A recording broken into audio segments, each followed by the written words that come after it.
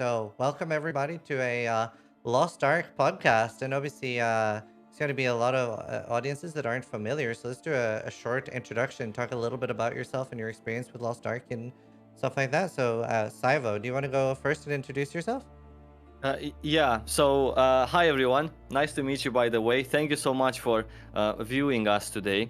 My nickname is Saivo. I've been playing and covering Lost Ark on my YouTube channel since 2018. So since then, I've been waiting for the game. Um, Other than that, I have no idea what I'm doing here with these lovely people together with them, because if generally the rule in the Lost Ark community is if you have Saint Tone on your show, then that's absolutely enough, as he is a walking wiki for Lost Ark. So I guess, let's say, if Saint Tone would be rapping, like telling you stuff about Lost Ark, like at Endgame you do raids, I would be the guy that says raids, like after his sentence is finished. So that's the thing. Nice. You don't have to flatter me. That's a great introduction. We can just go straight over to Saint Tone. And if you could introduce yourself as well. My name is Saint Tone. I've been also playing the game since closed beta 2 in Korea 2018. Still playing to this day. It's basically the only game that I play. So I just live and breathe this game. I write some guides and occasionally put up a few videos to try and make people more interested in the game whenever possible. I can't do hype videos like a cooking video like Saiwo, but I try what I can with my gameplay. Awesome. Rise, do you want to tell us a little bit about you? Yeah, sure. I'm a PoE guy, Path of Exile. Usually stream that, but I did get into Lost Ark a while ago now through Saint Tone and Saivo, actually. And I mainly got into the PvP stuff. I gotta say, I've been purposely avoiding much of the PvE content prior to the beta just because I've been playing on the Russian servers, and it's pretty cool. But I personally preferred it when it was the Korean voices. But now that we have everything in English, it's definitely more comfortable for me. So yeah, Nice. been experiencing that and been having a lot of fun. And how many hours do you have already? Because out of all the PoE players, I think you have the most, right? 400. No way. Dude, I don't know. I've been mainly leveling characters early on, so I have a bunch of like probably 6 characters that are 26, which is the level that you need for PvP, and then I have like a 50 summoner, and I have 50 Deadeye, and now the beta gunslinger that I'm trying out. So maybe a grand total of 150, and like 60 of those are in the beta, as I've been playing quite a lot. Nice. And I'm Zizaran. I'm also a Path of Exile streamer. I've been trying out Lost Ark now. I've been waiting for it for quite a while since the Korean release, which I got banned for using the English translation. I think, I don't know, my account got banned, and then the Russian version as well. But it's been so much better to play with the English. It's so much faster because the first part I was playing the Korean one without translations and just having people in chat help me, like, click that button, no, not that one, that one. It was very slow. So I'm very So the much usual. Yeah. The usual streamer experience. Yeah. Click I that, do swear to that, do God, this. I swear to God, watching like a bunch of people play Lost Ark, it seems even more than usual the amount of backseating that I see in chat to the streamers. Yeah. It's Nobody, because- nobody ever tells me what to do when I'm streaming. I don't know why. Awesome. I'm doing things so wrong that people like, this is a lost cause. Let him be. You know, with PoE streamers, I think it just makes sense a lot of the times too, because usually it's kind of like I don't know, you don't really question what PoE streamers say because there's just so much to do. So Mm. that when other streamers come over to PoE, everybody's like, do this, do that. And now that they see us playing Lost Ark, they're like, no, you will play the way that we want you to. And True. it's been an experience for sure. I think Hmm. so. But I just wanted to ask you, Zizaran, why are you introducing yourself? You're like streaming on your channel, no? Or Yes, but this there's is- also going to be other people seeing this on YouTube that might be like Lost Ark Ah, players right. that will be seeing Right, it for I the get first you. time. I get ya. Okay. Yeah. All right. But yeah, I wanted to start off with I wanted to talk about the new player experience, which I've honestly been very impressed by. Particularly, something I think is really cool is the fact that you get to try out all the abilities at the start, which I wish a lot more games did. I wish PoE did that. So I think something games really struggle with is you choose a class and you get like a certain level and you're like, nah, this wasn't for me. But and I think that's changed a little bit, right? There used to be like leveling from 1 to 10 before, but now you start at 10. Is that correct? Yeah. So prior to the, if anyone got to play the alpha, back then it was the old tutorial.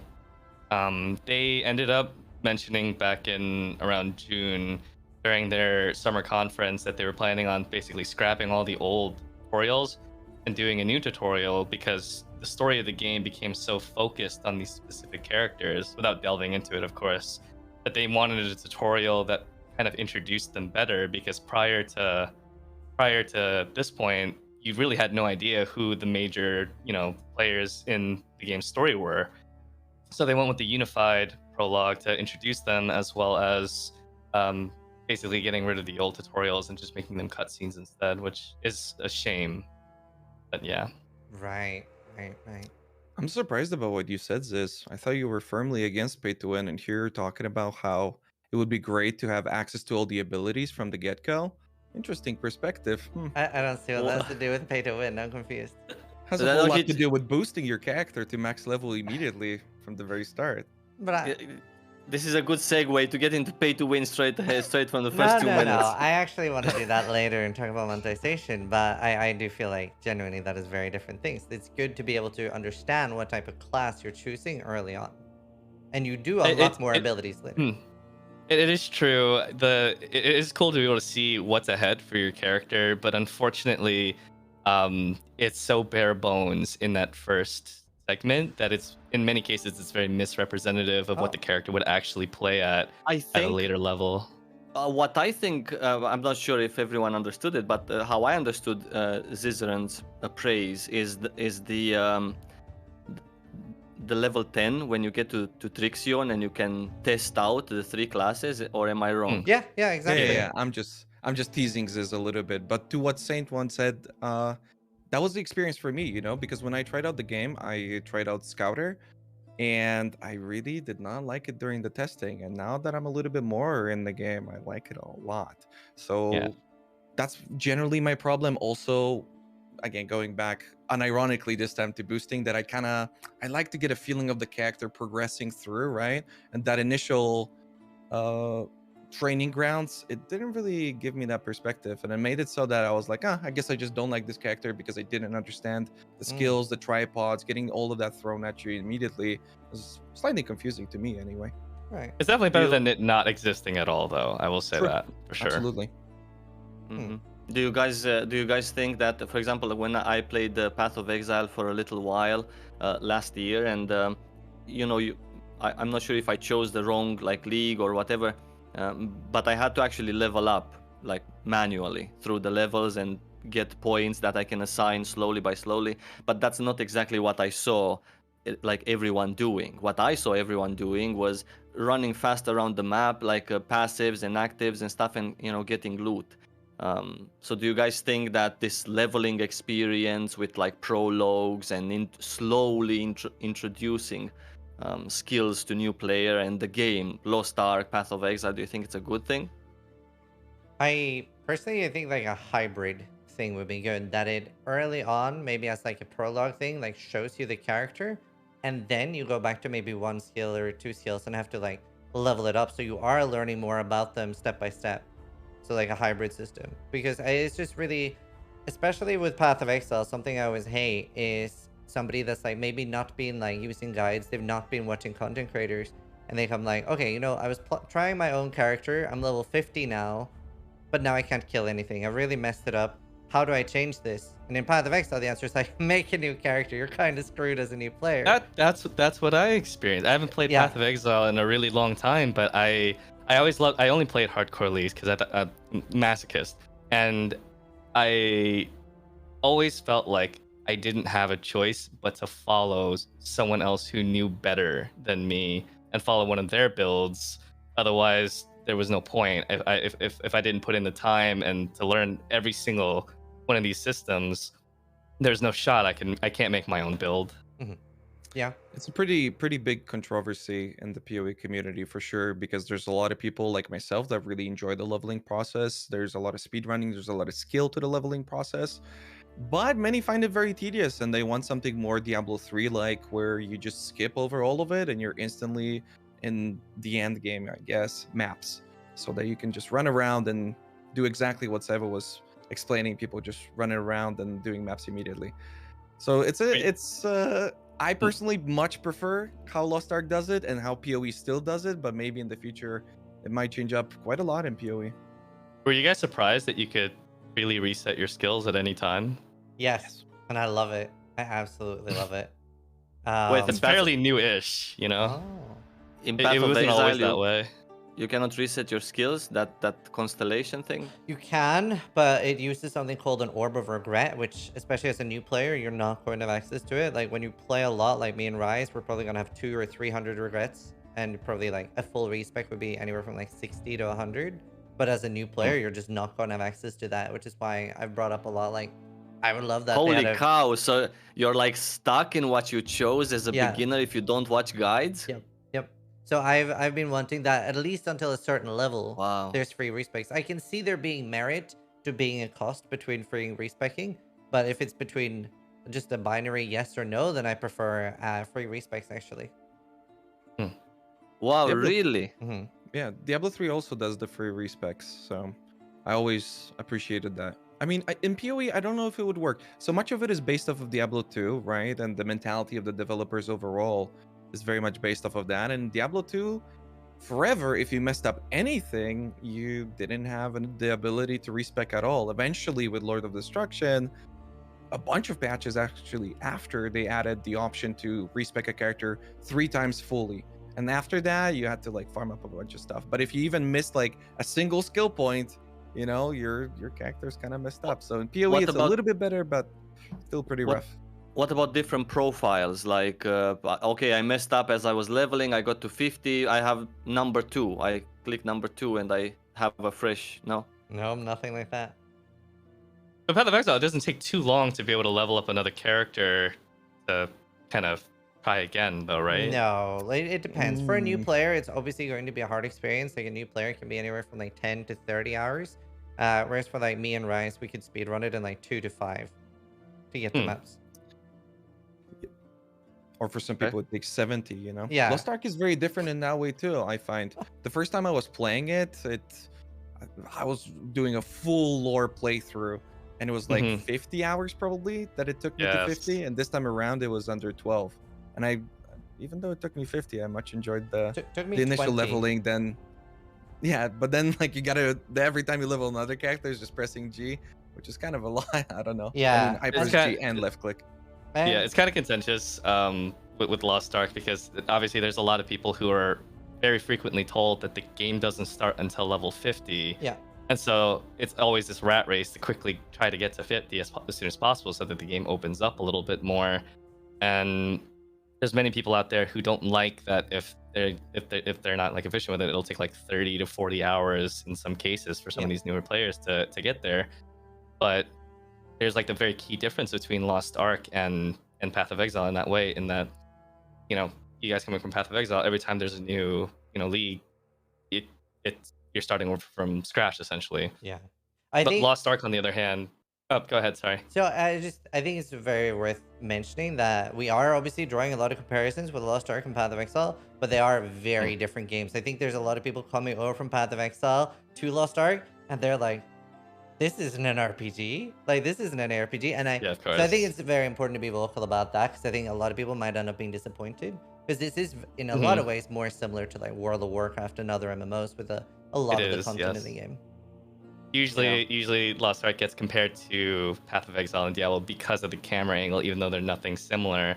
And what I was trying to say before is, whereas in Path of Exile, every time you start a new league, you're starting over from scratch. Lost Ark is meant to be a game that's meant to literally be played for, you know, ad nauseum, as long as you can play it.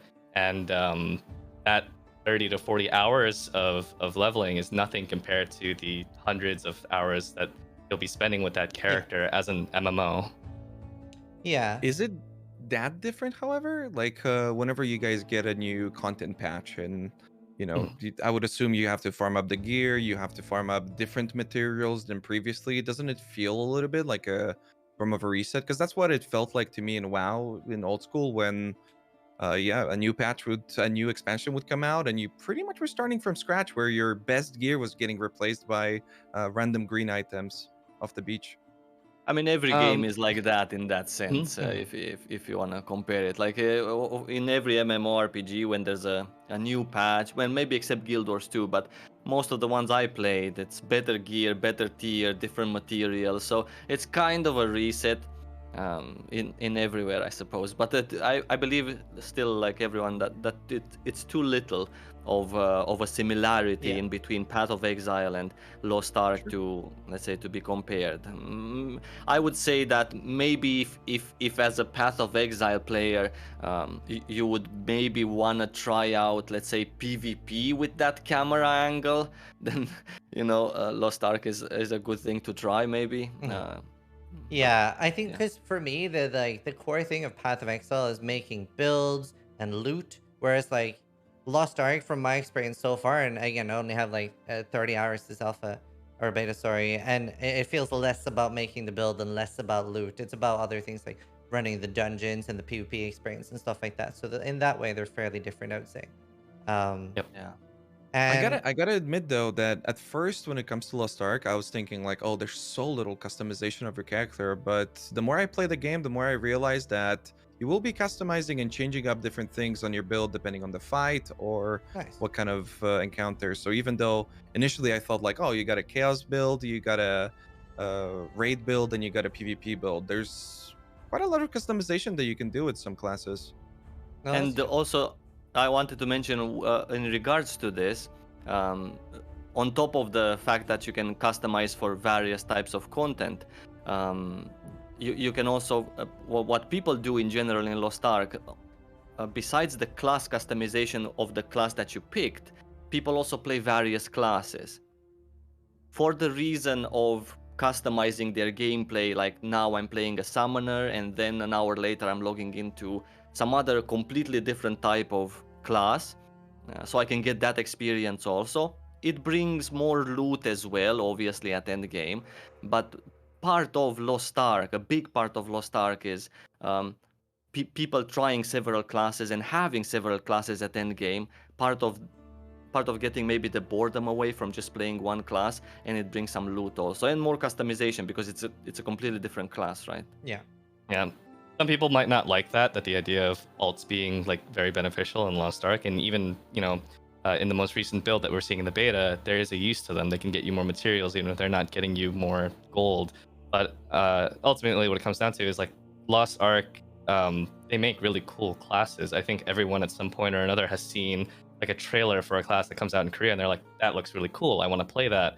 And it's a sell for you to basically make this as an alt, try it out, go through content that you've gone through before on a new completely different play style, and it's in a way to recycle that content and let you enjoy it in a different way. So many people do have a lot of alts, and people in NA and EU and everywhere in the Western version, they'll experience that when they bring in classes like the Lance Master or the Reaper or the Sorceress, all those kinds of classes. I think It's really hard. I'm sorry, I just want to that's say one okay. last thing. That it's really hard to start explaining to, let's say, a person from another MMORPG that has never heard of Lost Ark or played it. It's very tough to explain the value in having, let's say, another character at 50 besides what can be quantified in numbers, that it brings you more loot. So then everyone might think that everyone's making more characters, I'm forced to level up, forced to play an alt. I'm forced to be alting. I never had alts in my life in other MMORPGs, but here I have them, quite frankly, not because of the loot that they bring, because back in the days this wasn't necessarily as raw and in your face as it is now. I just have them because of the class experience. It's so cool to play other classes. I cannot decide on my main, so I'm just leveling up other classes for me to have a different experience. Both of I those think. things are something that PoE players are super familiar with for Mhm. sure. One that PoE endgame is very customizable, and there's a million ways of playing it. You can be like the type of person that speed runs. You can be the type of person that gathers materials. You can be the type of person that only kills bosses, right? And if you want to be doing all of those activities, you're probably going to need an alt to be efficient. And then, yeah, also not being able to quite make up your mind on what build to play. That's also a PoE problem, no doubt. To the point where we have this tool called Path of Building, and you essentially make your character without playing it in it, just so you can plan things out ahead of time. And so many people just get stuck on doing just that, and they end up never playing the game because they're just sitting in there and making different builds and never play the game. True. That's awesome. There you go. Yeah, and I honestly, for me, that's what Lost Ark really does the best, is game feel, which is a very, very important thing. So when I say game feel, I just mean like the game feeling smooth, the sounds being like crisp and crunchy. This is something like New World like really didn't nail for me, like switching abilities and stuff, and like feeling like you have combos. Like that's been my favorite part. Like if like I've been trying to do game reviews and stuff lately, and for me, Lost Ark gets a 10 out of 10 on game feel. Like it's just so crisp. Like what's the I keep like remembering, it's like a finishing blow. It's called like finish something.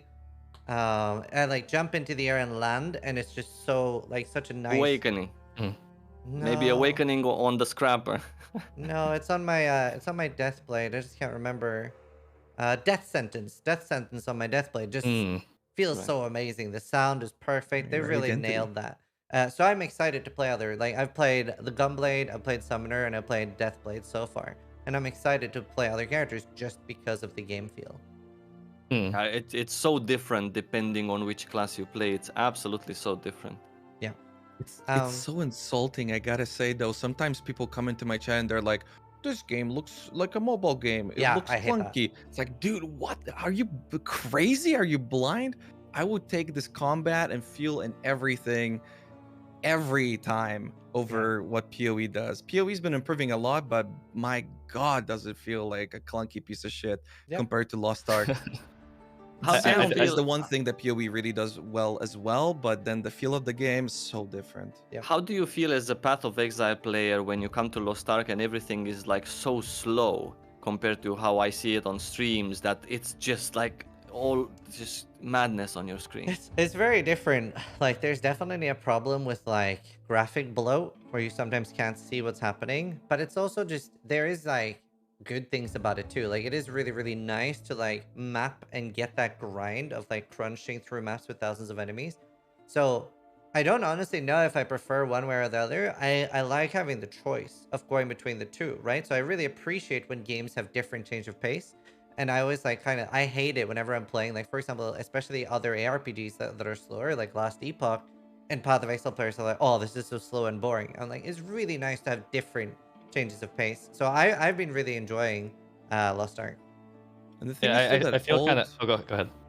Oh, sorry, just real quick. The thing is too that old Path of Exile used to be like that. It used to be very slow, and both me and Ziz have been playing for a very long time. And over time, the game kept getting faster and faster. So if you ask how do we feel about it, deep hatred towards the developer. Yeah. Obviously a joke. Not that. It's not that. I feel kind of bad because I put out a video not that long ago about, you know, one of the high-end raids, and it's one of the current end raids in Lost Ark today. And I guess there were a lot of people that watched it, especially coming from games like Final Fantasy, for example. And because they're not familiar with Lost Ark, it just looked so chaotic and so messy, and there were particle effects everywhere. And it's hard for me to tell them that this is something you do actually get used to over time. You learn how to differentiate between enemy telegraphs and your own skills and even your party skills. They even added a setting pretty recently in Korea, which will probably be there when NA and EU launches, where you can deactivate the skill effects of every other player except for your support allies. Wow. So you can see important things from your support players, but everything else is just removed, so you have better visual clarity. We've been asking for that in PvE for so long. It's impossible to see. Yeah. It's impossible to see anything in PoE. Yeah. Even during boss encounters, just black on black on red on black. Was this the video with shapes and stuff? Like the one where you had the kid's image of like the boxes going to shapes? Yes. That was so good. That made me, I was so excited to that because I love things like that. And I was so excited when I thought there was going to be a higher difficulty. I really like it's things really rough. that are very hard. Like that, the harder the better. But of course, that's like an NN encounter. That's the kind of encounter that I think would be in NA and EU after about maybe a year and a quarter or a year and a half from Mhm. its launch. But it's very difficult for me to explain this because we have a lot. Yeah, everyone here is familiar with the controversies regarding World of Warcraft and how everyone's like leaving that game and going to games like Final Fantasy. Mhm. And there's a lot of very influential people and top end raiders that are going to play Final Fantasy or are playing Final Fantasy right now, and they have access to these really high end encounters right away. And they don't care about the story. They're already doing savages and ultimates, and they're having fun with top end raids that are comparable from the raids that they came from in World of Warcraft. Lost Ark, unfortunately, is very different in that regard, where it's basically releasing in a vanilla state with its earliest content. It's like experiencing Final Fantasy in A Realm Reborn or vanilla WoW. And the content in those versions of those games, they were laughably easy when you look back in retrospect. And in Lost Ark, it's quite the same. The earlier contents are much easier than what's to come, but it's kind of there to help develop your game sense for Lost Ark, because Lost Ark is quite a bit different than FF or World of Warcraft, Holy Trinity tap target games Yeah. as an action RPG. I gotta say though, you did mention vanilla WoW, and that was one of the biggest criticisms that I had about Classic, and one of the biggest criticisms that I gotta say I have about Lost Ark as well. It's the fact that the patch that they released these the early state of the game was the final patch for Classic, so everything was a lot easier, and it's kind of the same for Lost Ark. No, that they nerfed much of this content that we have on the Western release, and I'm one guardian away from completing the beta, and I gotta say, it didn't feel great. I wish that there was more to it. I understand that there's a build up and that it's gonna come out in phases, but that was a It's big so worry hard for to me. tell you can't tell someone it gets better after a year. You just can't. No one's going to actually wait a year. And so, it has to be tackled in a different way to explain it to people that it's a long-term game. One of my biggest fears is actually this for Lost Ark. The fact that because this initial content that came out right at the beginning of the game was in this time even nerfed compared to how it used to be, because it's not as hard anymore, like it started out with. This is for me a little bit of challenge at Endgame is for me something that's very nice, and it's something that turns a game into maybe something that you want to do as opposed to something that you just do to pass maybe some time or to grind some mats, which for me personally, as a player who has played before, this is such a fantastic feeling of a refresh, because I get the chance to put stuff aside, I get the chance to grow my account, I get the chance to do everything that I didn't have time to do in other regions, like these casual things, map completion, island hearts, etc., in a very nice pace, and play the classes that I want to play, do some PvP. But for a person like yourself, for example, that is one guardian away from finishing it as a new player, yeah, this is one of my biggest concern. I really hope, and I have this feeling that it might come true, that they might try to fix this initial bit of difficulty, not from the get-go, but maybe a couple of months later, by adding a thing that was removed from the game, which is an abyss raid for the tier 1 section. Maybe Saint Own can give more details about this, but there used to be these abyss raids, right, for every section of the game, and they were a little bit more challenging in that sense than regular raids, not only because there was more people involved, which involuntarily adds a level of challenge, but also in terms of mechanics, maybe compared to the first 2 tiers of Guardians. So maybe, and now they're being reworked. Apparently, they were removed and being reworked. Now, if they're being reworked, we might even get them from day 1, which is something to look forward to as the end game above raiding, the current raiding. Or maybe they're gonna come in 2 months from release, which is a very acceptable time until the casual people and everyone that wants to discover the game at a slower pace will be able to get there towards the end of the patch. So I have a feeling that this can fix that, let's say the difficulty of I must say that I did try that, because the translation, I guess, or whatever, is confusing, because now we have abyss raids, but those were called void raids. Now they're abyss raids, but that's what you're talking about was Mystic, I think, the one of the bosses. And I did try that on the Russian server. Absolutely kicked my ass. I had no idea what was happening, and I was Mhm. so happy to see something like that. Yeah. So, oh, go ahead. Yeah. No, Oh, well, Saibo, did you have something to say? no. Okay, yeah, no, for me, like that's something I really look for in games, like things that I can't initially complete. Like I love failing and failing for hours and hours until I can like Mm. finally feel like I've like completed something. Obviously, so far, I mean, people have been criticizing that Lost Ark so far when I've been playing. I've had a lot of people in my audience saying like this all looks ridiculously easy, and I mean, I can't think of any MMO, especially like recent MMO, that has had a hard leveling process. So I think that is kind of a little bit of an unfair criticism, whereas the end game looks very hard. And obviously, I haven't been able to try everything the beta has yet. But yeah, I really I mean, hope. it raises kind of another concern from the beta itself, which is something that nobody actually expected, including older players in Lost Ark, in that there was an issue where the side content was giving an ridiculously large amount of rewards.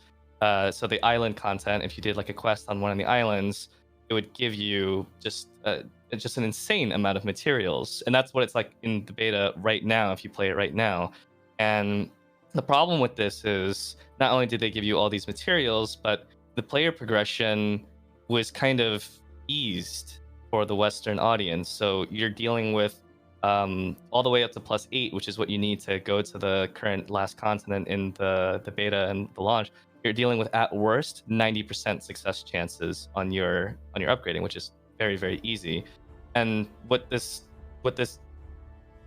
made was that there were a lot of people that were getting into the late 400s and even item level 500s before they stepped foot in any of the Guardian raids or any of the daily Guardian raids, and they were just completely out leveling it and trivializing it. And that first half is half of the launch content. If you can out level the first half of the launch content, you're giving up what could be a more enjoyable experience if they had to try them out on item level.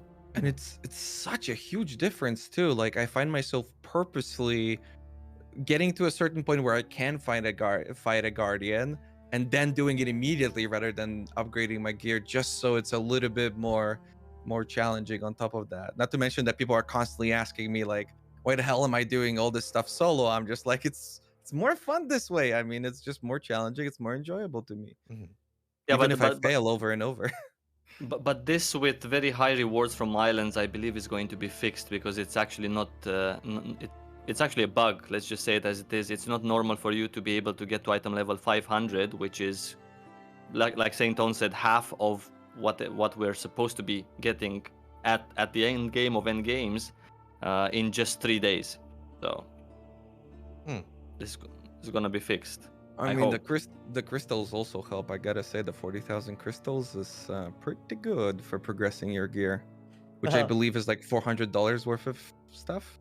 Yeah. I'm like, Yeah, right. I think they're still going to be tuning it a little bit. We can talk about that a little bit later. Like before we leave the new player experience, I wanted to ask you a little bit about. I was told by some players that the leveling experience used to be different. That there used to be like more XP from monsters and more XP from dungeons. Is that true? Monsters, no, but you used to be able to grind dungeons, and that used to be how we did it. We used to actually skip the continent where you turn into like the little tiny people, and we used to skip the continent that was themed after Wushan, China. We used to skip both of those, and we would sail directly from Lutheran directly to the desert continent, the steampunk continent, and then we would go all the way to the last dungeon in that continent, and we would just spam that dungeon over and over until we got to level 50. Yeah. They wasn't didn't like a good people skipping experience. content. Yeah, it wasn't great, but right. at least it was an option. You say that, but that's what people want in PoE. Yeah. Yeah. So I really like but options. Oh, sorry. Go on. No, I just wanted to say that it was literally how can I say? I'm not sure that it was intended, because it's not about being much faster with the older way. Yes, you were faster because you could, I don't know, just sit in front of a dungeon and do it like 6 times. But I don't know, for me personally, at least it just felt so unnatural, um, to just go like that and skip and sail and go there and try to get enough level to be actually able to finish that dungeon, because mobs also hit hard, and Yeah. it wasn't that good. So But for me personally, I'm not a big fan of like MMO leveling. I honestly, surprisingly, think New World was my favorite MMO leveling experience lately, because for me, Lost Ark felt a little bit like kill 2 monsters, talk to this NPC, talk to this NPC, and like I swear my G key is getting a lot of use. So I wondered how you guys feel about the leveling process, because for me, like Lost Ark leveling has been like the worst thing about the game so far. It's been very boring to me. I can tell you, because I've been leveling like a maniac, not only here but also recently in other regions. So leveling for us in this version, not necessarily only our version, because it's like that in the Korean version also, but leveling has been changed since, for example, 2020 August. Before that, it wasn't only kill 2 monsters like you said and deliver that quest to that guy and pick up a bucket. It was kill 20 monsters, pick up 3 buckets. So it was changed, let's say, to the better, to the more streamlined. It is faster to get through the leveling process now than it was, for example, last year. And I believe that this was also a change that was intended for us, same as many other changes that the Korean client has had in the recent year, thinking in a way about our Western release. So it's faster now than it was before. But in my opinion, as I've always been saying, I think leveling should be completely removed from MMORPGs. I think I think in today's day and age, it kind of kills half of your brain cells before you actually even get to discover something. I think leveling should be replaced at best, if not removed, then just replaced with something else. I don't know, an instanced dungeon queuing thing, or solo dungeons at first and then group dungeons. Something has to be thought. I also don't like leveling. I actually like the game, so because of that I enjoy the leveling process as well, because I did level up 3 characters here in the CBT, and I'm planning on a 4th, by the way, today. But I just do it because I like the game. Wait, but doesn't that seem kind of contradictory? Like, why wouldn't you want something like that for everybody else? I don't want. I know how people are these days. Me personally, Right. I feel like I feel like I'm a soldier coming back from the army. So of course I'm horny, if you know what I mean. I'm gonna be leveling like a maniac because this is my version finally. But other people, you go on Twitch or whenever and you look at what people are looking at. People are looking at endgame things. People are looking at MOBAs, shooters. These are like 30 minutes quick. Let's just get the quick reward. To watch a stream or to watch a content creator, which, by the way, content creators, in my opinion, have, let's say, so much influence these days, much more than 10 years ago or 12 years ago when I started playing, I don't know, Aeon, or when you started World of Warcraft or whatever. And to watch them level, that's Yeah, my it's take. a little unfortunate. It's not the greatest experience, and yeah, a lot of the quests are pretty bog standard as far as MMOs go. But in the case of Lost Ark, not everyone is going to care about this at all. There's a lot of people who won't care about a game's story. They just want to get to the gameplay and they want to enjoy it. Yeah. But Lost Ark's story is surprisingly good for people who do like that kind of thing. And so for them, that leveling process, as far as all the scenario dungeons, they enjoy that kind of stuff. But yeah, it would be great if people who didn't, care about story at all could just find a different way that they can take advantage of the combat, which is the best part of them, to get to 50. Yeah. So if I had to pinpoint the problem for me, honestly, I think it's the way we talk to NPCs in the game. There was an alternative way where if I just clicked on an NPC and then could go back, I would rather have a lot less clicking on NPCs, talking and hitting the G key, and more killing. Like I don't even mind if it takes longer. It's not so much about the speed for me. It's just I feel like I'm almost constantly on that like NPC screen. And I absolutely love those parts of the leveling with the dungeons and stuff and the like epic events. Like there's the one where you're storming a castle. I'm like, this is amazing. Like, this is such a fucking cool experience. I've enjoyed that every time I've done it, which I think I've done that 4 times now. And it's so cool. And then the one that's like sort of like, oh, is this the Lord of the Rings scene? The one where like, you know, the castle's being stormed and you're on that like cool mount. Those scenes, like, those blow my mind. I love that. And the way you're running around in dungeons, you're hitting G to jump up ledges and stuff. All of that stuff is amazing. That's the most enjoyable part of leveling. And that is so cool. It's funny that you mentioned that, because did you actually get to use your power pass yet on another character? No, I haven't. When you do that, it sends you to Tristian, and what ends up happening is you're given a choice while you're in Tristian. There's a little button in the top left where it's like, let me just skip and get to 50 and get all my things, have my boost, and get to work at level 50.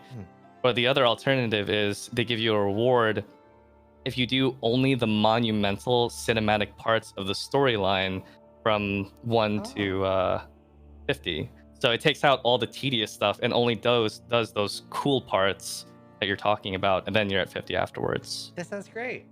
And again, I don't mind like doing all the like the questing stuff. It's just for me, like, especially the NPC screen. It's very like G spammy.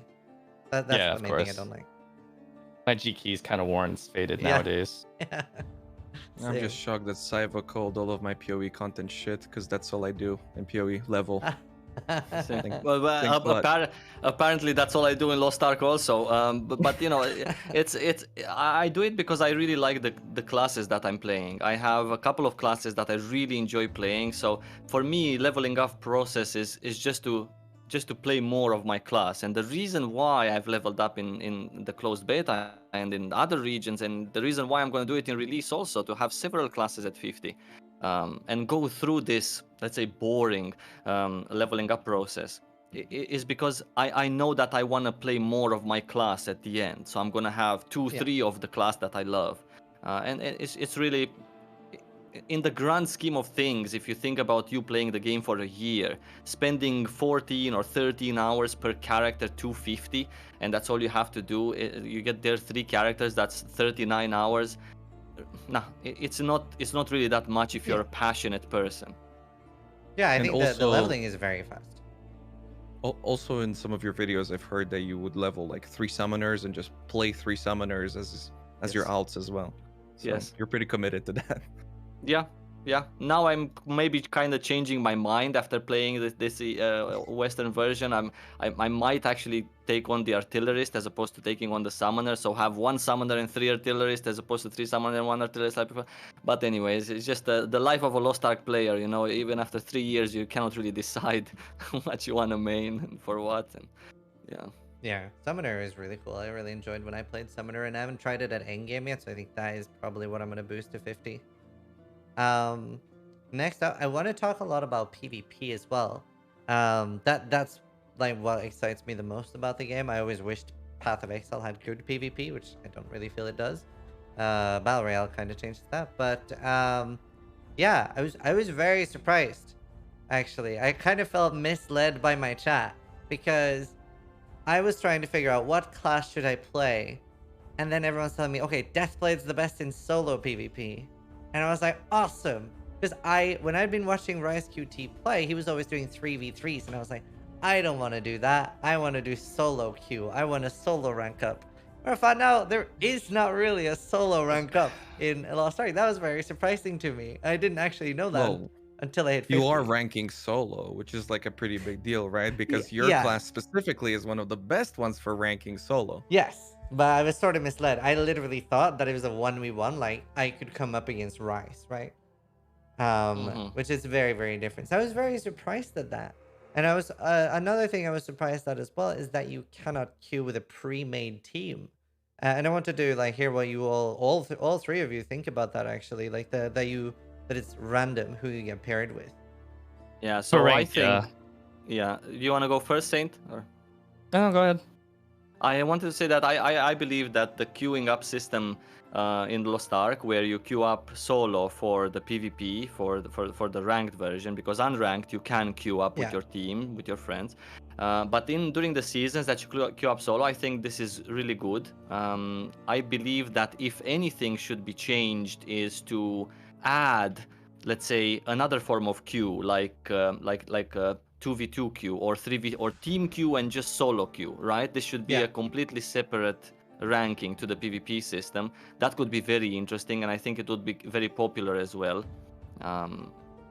Other than that, to have, for example, like you mentioned, to have, let's say, the 1v1 be ranked also, I think 1v1 system in general and just putting one class like right in front of the other might not be the most, I wouldn't say fair because of balance, because that's not accurate, but I, I don't know. I mean, I don't know. Besides StarCraft, I cannot really think of something that's like like 1v1 and it's like esports competitive and stuff. There's something about being part of a team. If you're talking about esports, that for me ticks all the boxes, because if it's esports, then it's pre-made teams of 3 versus 3. Right. If it's just so I See, think a second queue. For Maybe. me, the one thing that I can point to would be fighting games. Because to me, Lost Ark very much feels like a fighting game. You've got all these combos, you've got so much positioning going on and all that, and those would be typically, 1v1s, right? Yeah. Yeah, that's actually true. That's actually true. Yeah. It's kind of hard because like Lost Ark has a lot of classes, and PvP balance is always going to be difficult the more classes there are. It's really common in these Korean games to have 20, 30, 40 plus classes, and when we're talking about PvP games and fighting games, people get very, very critical about having balance. And then once you start disseminating it down to 1v1 and 3v3 balance, it gets even tougher. I do wish there was a proper 1v1 game mode. We have a free-for-all game mode, which absolutely nobody plays. I've never seen anyone click on that button ever, so that really should just be scrapped for I tried. the best. You tried? I didn't Did you even get a find a game. match? No. Yeah, of course. It really should have been replaced by a best 2 out of 3 1v1 game mode. And then the other thing is, there are so many players that are coming from games like World of Warcraft that are used to being able to play ranked in a group. And there's a lot of people that very frequently bring up that they want to be able to play pre-made ranked. I think that it's not the greatest idea because it splits the queue for ranked, but I think it's a shame that we don't have it in any capacity. So it would have been really nice if maybe like on the weekends there's like 2 or 3 hours where you can queue with a pre-made and a separate ladder just on the weekends. That way it doesn't kill the queue for solo queue during the week, but maybe on the weekend, you know, you could actually get to experience proper competitive pre-made PvP. Otherwise, you can only do it in custom lobby tournaments, like what happened just yesterday with on NA East. They had a tournament with like a $2,100 prize pool, and you know, it was a good opportunity to see what competitive PvP looks like. I gotta say, I fucking love it. I mean, more options is always great, but for once, as a solo player, somebody who's played Dota, who's played Dota 2, Heroes of New Earth, forever, it's always the same story. People can queue up together for ranked, but you can't queue up into a solo thing where all 5 players on the team are separate. And unfortunately, if there is a system in which it's 5 people in a team or 3 people in a team, like in Lost Ark, and 2 friends want to queue together, there's always going to be that one solo player who's going to be stuck in the middle. And more options would be great, but simultaneously, for once, to me, it feels great to not be the solo guy who wants to have the other system. Now you guys are the ones, well, people who are interested in the team play anyway, who are waiting for that to eventually happen, which once it does, that would be great for these two to be separate. But Lost Ark is kind of perfect for me in that way so far. There's actually one major strength to having it only solo queue, because you never know who your teammates are. You know, the best players are the ones who could adapt to the types of play, the people that they play with, not the classes that they play with, but you know, everyone in the high rankings knows each other, and so you have to be able to mesh with any kind of composition. And what this pretty much does is it kills homogenization of meta. You know, if you could play on, if you could do pre-made, a meta would establish, but in solo queue, you have to be able to adapt to whatever composition the game gives you. There's a pro and a con to that. The con is that sometimes there are unfair comps against each other. It does happen from time to time. Yeah. And also, I wanted to mention that to add to what Saint was saying, if you would be allowed to queue up as a team, then maybe on top of the meta just piling up on you as it goes naturally, you would also, as a team, you would play I don't know, Berserker, Blade, Bard, because that's like the whatever wins you the most games or whatever's the best right now. But like this, when you're solo, you play what class you enjoy playing, and then the system queues you up with other classes. As Saint said, it's not always fair. Sometimes you get 2 summoners and a bard versus 2 summoners and a bard. I guess that's the most fair, but sometimes you get other various classes. But there's pluses and minuses for solo queue and for team queue. For team queue, it would also be a minus, for example, that always, let's say, the top would always be ruled by I don't know, 3 amazing PvP players all queuing up together in a team. Generally, I also come from MMOs that allow you to play like team queue. But there's also MMOs that are successful, and I think that if you want to, I believe that if you want to remove as much from the doubt as possible in an MMO, you make it like this, like to queue up solo. It's such a cool feeling also to be able as a player to adapt, like Saint said, to other players, as opposed to necessarily other comps, or to not know how other players are playing, and to do the things that wins you the match by positioning, by skill usage, as opposed to, hey, that's that guy, that's Saint Tone I'm facing. Okay, I know he likes to sit at the back and just spam Phoenix all the time. So it's different. It's a little bit more interesting, but it has minuses also for people who are used to playing in What do you groups. mean? But then again, wait a second. Then again, why, if you're used to playing in groups, why do you necessarily insist on playing in the ranked? Why don't you play in unranked? For the challenge? Do you think that in ranked there's like better people and that's where you want to be, or do No, they just Um, want like Unranked is just so imbalanced. And also, by the way, you did describe literally every summoner with that saying, staying in the back and casting Phoenix. But I guess to contradict one of my things earlier, one of the things that I don't like is if I'm a Bard player, I won't have as easy of a time, despite playing a tier 1 class, to rank up because I'm so comp dependent. So your class specifically does dictate your ranking to a certain degree through that randomization of your group. Ziz won't have a problem. He's a blade. I play a gunslinger. Arguably, if you're a good player, the best class to even rank up. But yeah, if you're a support player, you might be struggling a little bit more, even though your class is extremely powerful. yeah. But then at the same time, there's quite some bards in the master section. I have quite many friends that play PvP content as their main content, and I don't necessarily hear them complaining that, damn, again I wanted to queue up with friends and I couldn't. This is not really something that comes up in the Lost Ark PvP community very often. Oh. I mean, there's 2 types of classes you can play in PvP. You either play as an enabler or you play as a carry. Classes like Gunslinger and Blades, carries, doesn't matter.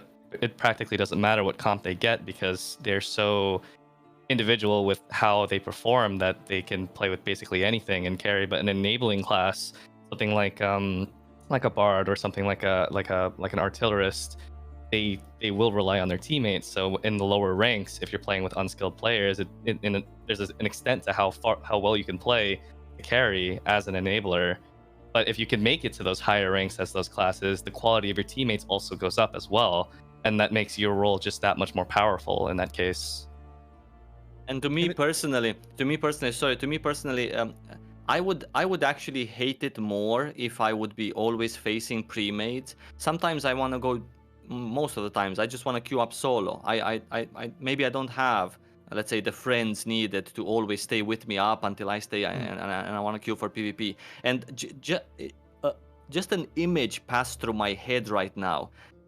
To always find, or to very often find that pre-made against you that has that destroyer who just comes up in your face and you cannot move because he's telling his bard exactly what he needs to from the back.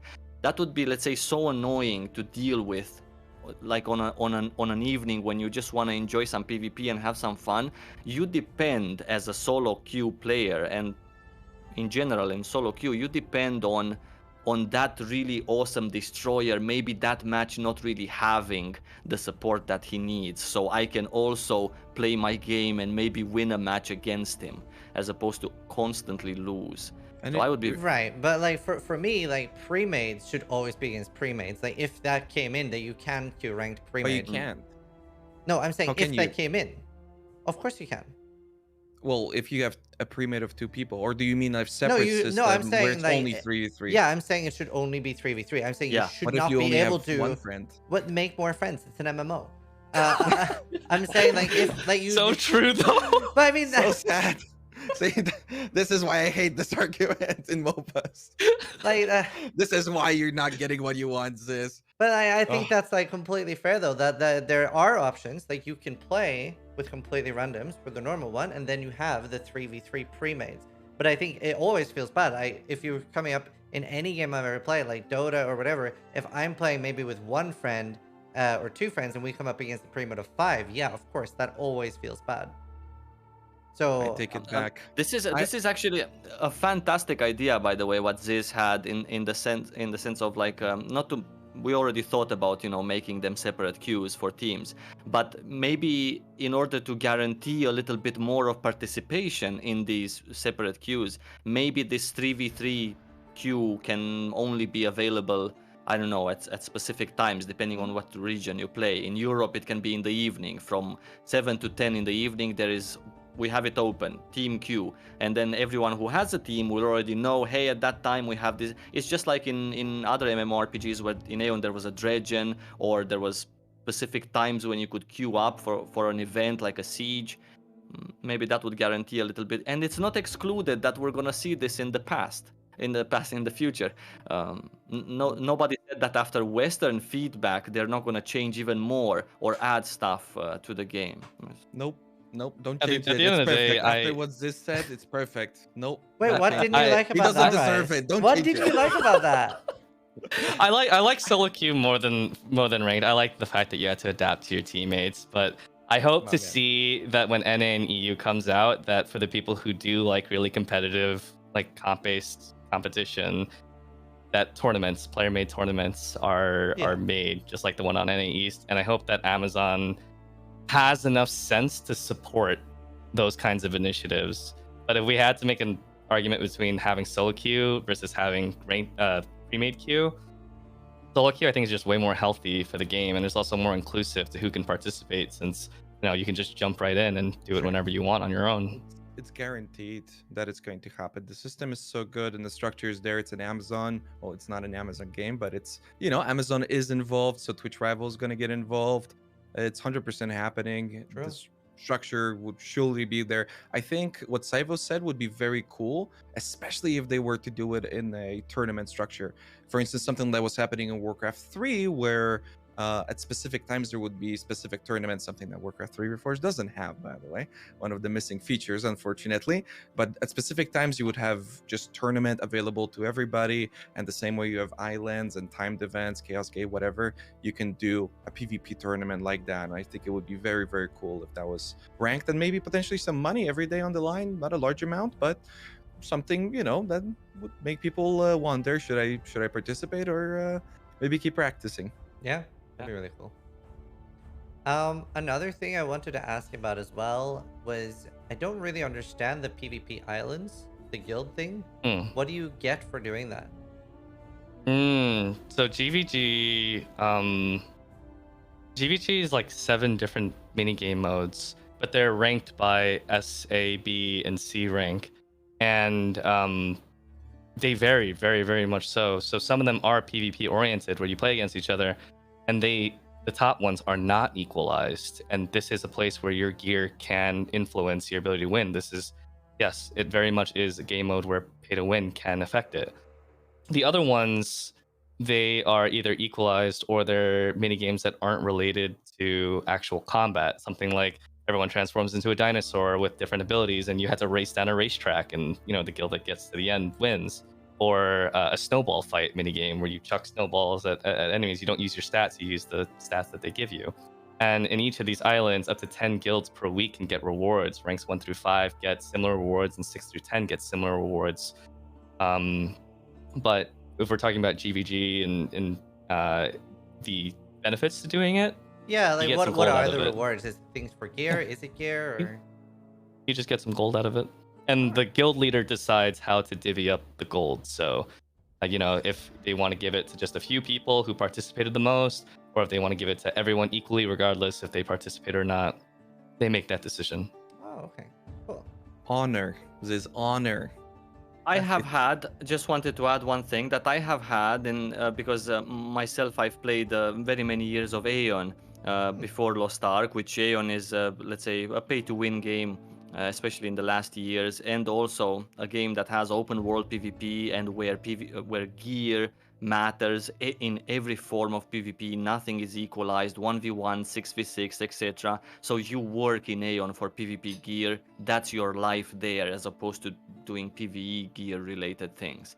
And because of that, I have actually had very many fans from Aeon asking me and being happy when I told them that there is a mode in Lost Ark in which gear matters, because their question was, okay, Lost Ark, nice game, cool graphics, but me, I want to have a purpose in getting gear from PvE content, because they don't see, and none of the Aeon players, they don't see any purpose in just playing PvE content to get gear and upgrade it so that you wouldn't use it on another player. There is no reason to get PvE gear to just do more of the same PvE. Right? So they were happy. Just wanted to add this as a side note that for some people and some fans from small, dead other MMORPGs around the world, this might actually be a positive thing, that there is a place in Lost Ark where 8 people from your guild can just compete in a PvP game mode, sort of like PvP was in Aeon, like a Dredgen with some objectives, with some pillars that you need to protect. You can hide in the bushes and so on. So there are some tactics to it as well, but in which, let's say, gear matters. Yeah. And generally, I just wanted to say another thing, that generally those major whales that you might hear about in Lost Ark, they are not necessarily that interested in, let's say, the PvP content in the game. Right. So you don't necessarily see them, those whales. You see other people, of course, that either worked hard or maybe deposited a little bit of money and worked hard. So yeah, just wanted Cool. to add this as a. And when we If can, it's any consolation, I was sorry. gonna say we can talk a lot more about the monetization later in the podcast as well. Go on, Saitwan. Yeah, so just to clear up a misconception, the rest of the PvP island mini games, because a lot of people have said that island PvP is unequalized, pay to win. They've actually all been equalized now. So, like, if you go to any of those other islands throughout the day and you go into them, your gear does not influence. You play with set stats that they give you. So, and then in regards to GVG, they're also objective based. So, your strategy, because there's a lot of really, really, really cheesy strategies for these, it matters a lot. But when it comes down to comp and strategy, yeah. But when it comes down to 2 guilds that know both of these very, very cheesy strategies, yes, the one with better gear is more likely to win. Right.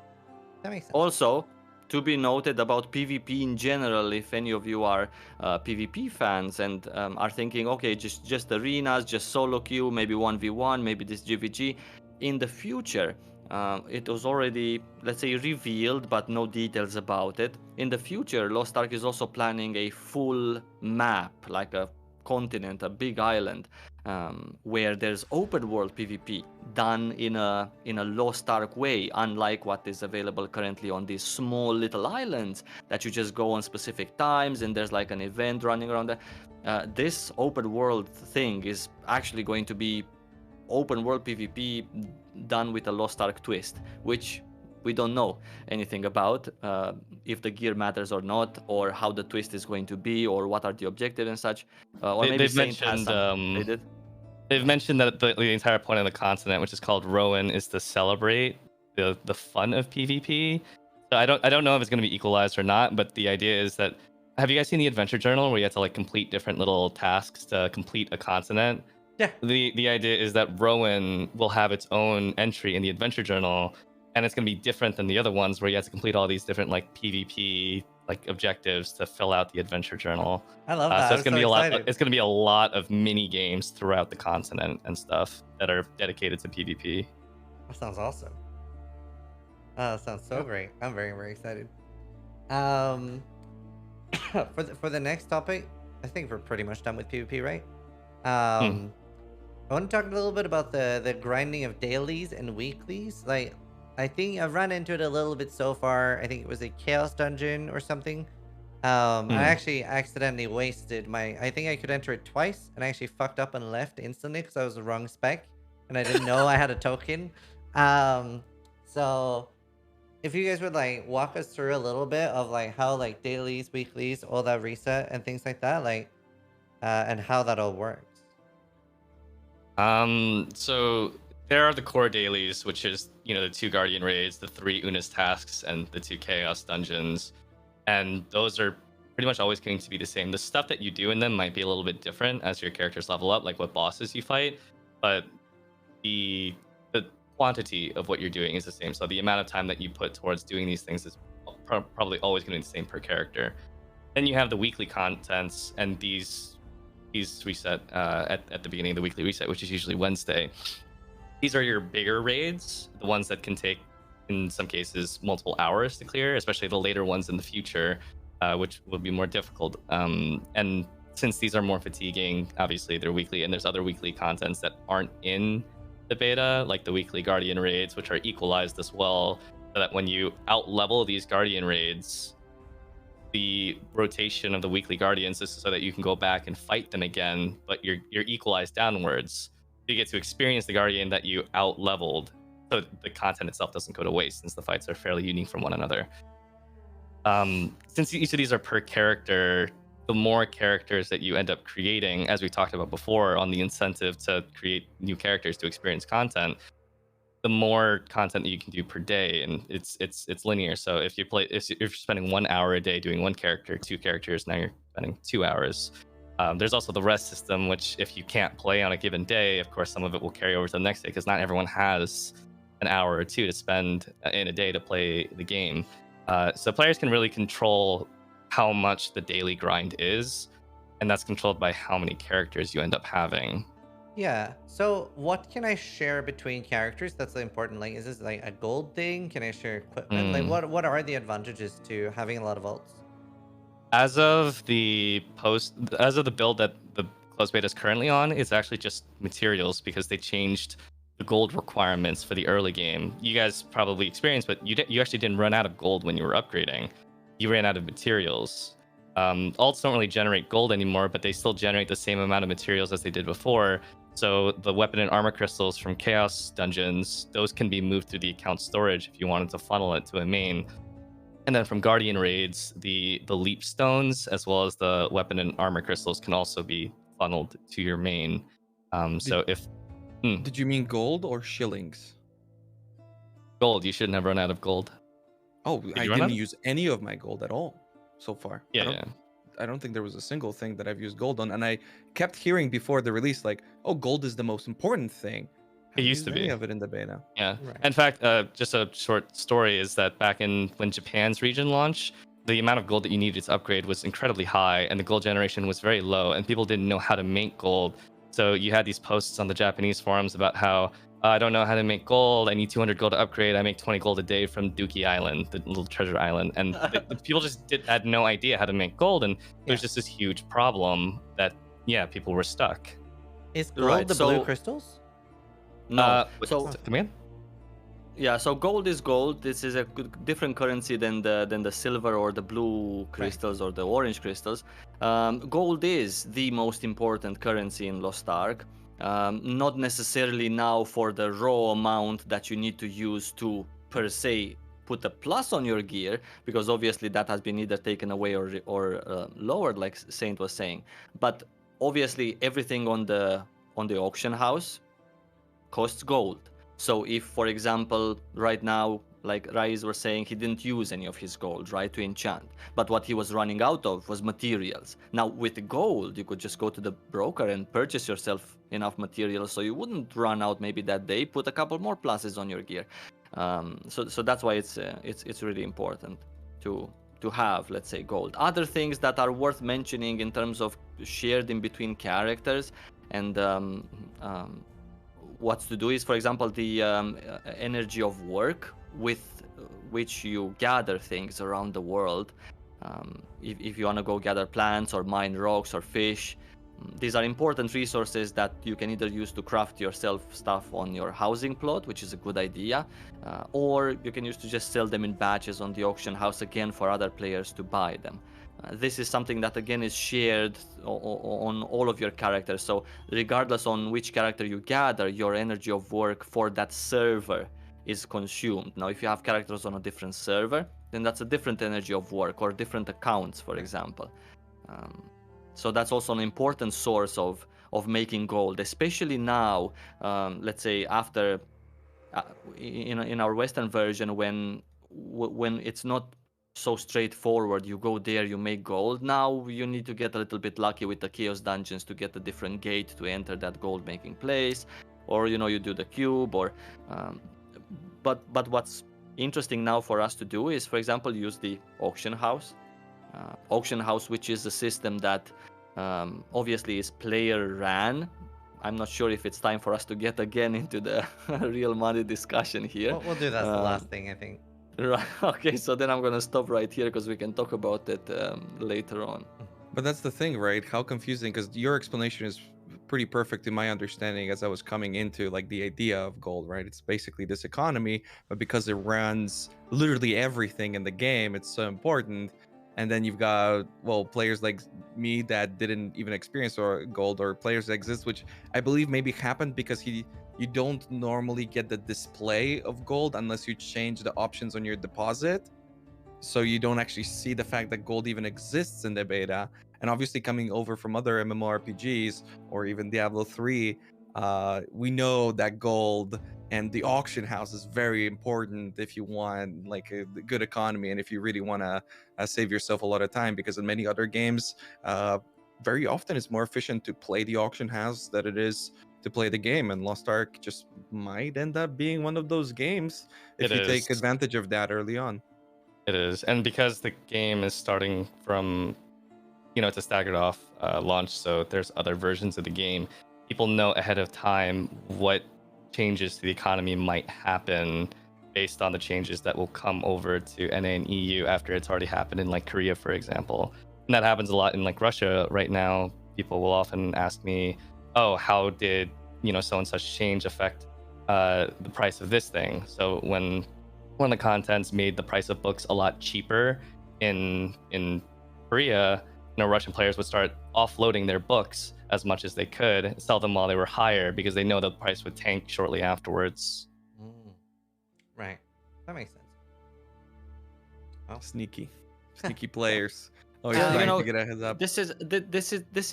This is good and bad at the same time. I mean, I'm not gonna stand here and blow smoke up anyone's ass. It's not like we're trying to make Lost Ark into the new path of exile in terms of monetization and cash up. Obviously, it's not that. But at the same time, if you really got to experience Lost Ark for a while, you would first of all understand that this economy that has whales in it and has dolphins and it has tunas and it has little shrimps like we are in terms of the wallet, then somehow it works out because you as a free-to-play player, you play more characters, get more loot. You don't need those mats. You give them to me. You place them on the broker. You sell them. I come with my big YouTube wallet. I deposit a lot of money and then I buy your stuff. Now, it's not ideal, right? Everyone should be, let's say, the alternative is that everyone is forced to do game content in order to get this gold. But then this is an extremely complicated topic to talk about inflation and how things will run if you give everyone gold for free or gold from this or gold from... This is a highly complicated process, but if you want to take my word for it, because obviously, it's maybe hard to swallow, eventually it all works out. This is what I'm going to say. Man. This took that so personally. I could see the word shrimp being thrown around.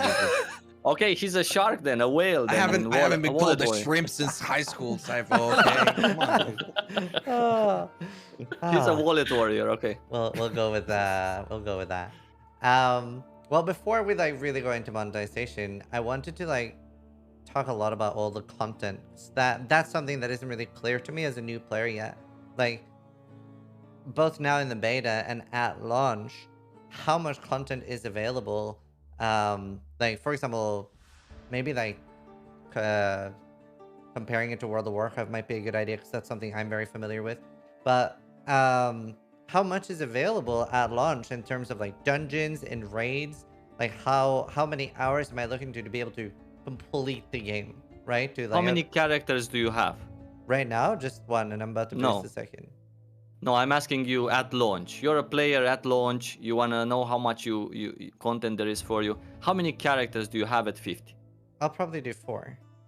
4. Then you have a lot of content. If you do all 4 of them on the same account, depends also what you like. Do you like to do this fighting content like dungeons and raids, or do you like to do side things that some of them reward you with important things, some of them maybe you don't really need another mount or a statue for your house, right? There are collectibles that you can do in this regards on top of the side fighting content. But with 4 characters at level 50, this is a fantastic number uh, to get yourself going for every hour, every day for a few hours. And a few hours, I'm talking about, I don't know, maybe 3 hours with 4 characters, doing important stuff that yields you gold, gear, progression on one of them quite fast.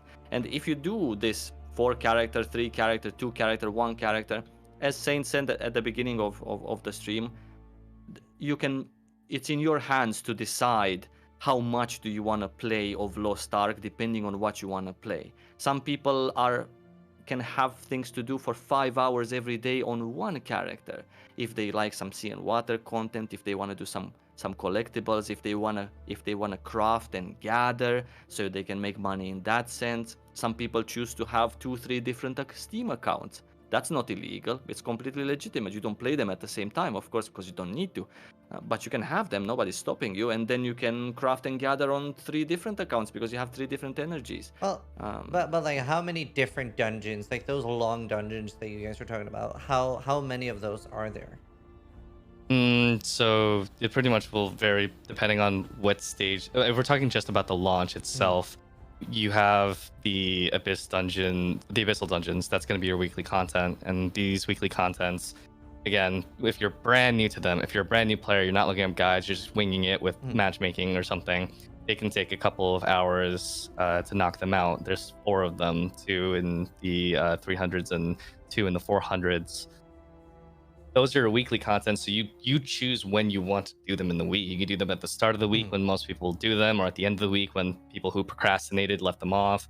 And then your daily contents, you do them, that's going to take anywhere between 40 minutes to an hour per character, depending on what kind of contents you're doing. And again, if matchmaking is kind to you or not, with what kind of teammates you get. So that it ends up being per character. And a lot of Lost Ark is managing when you schedule out your weekly content.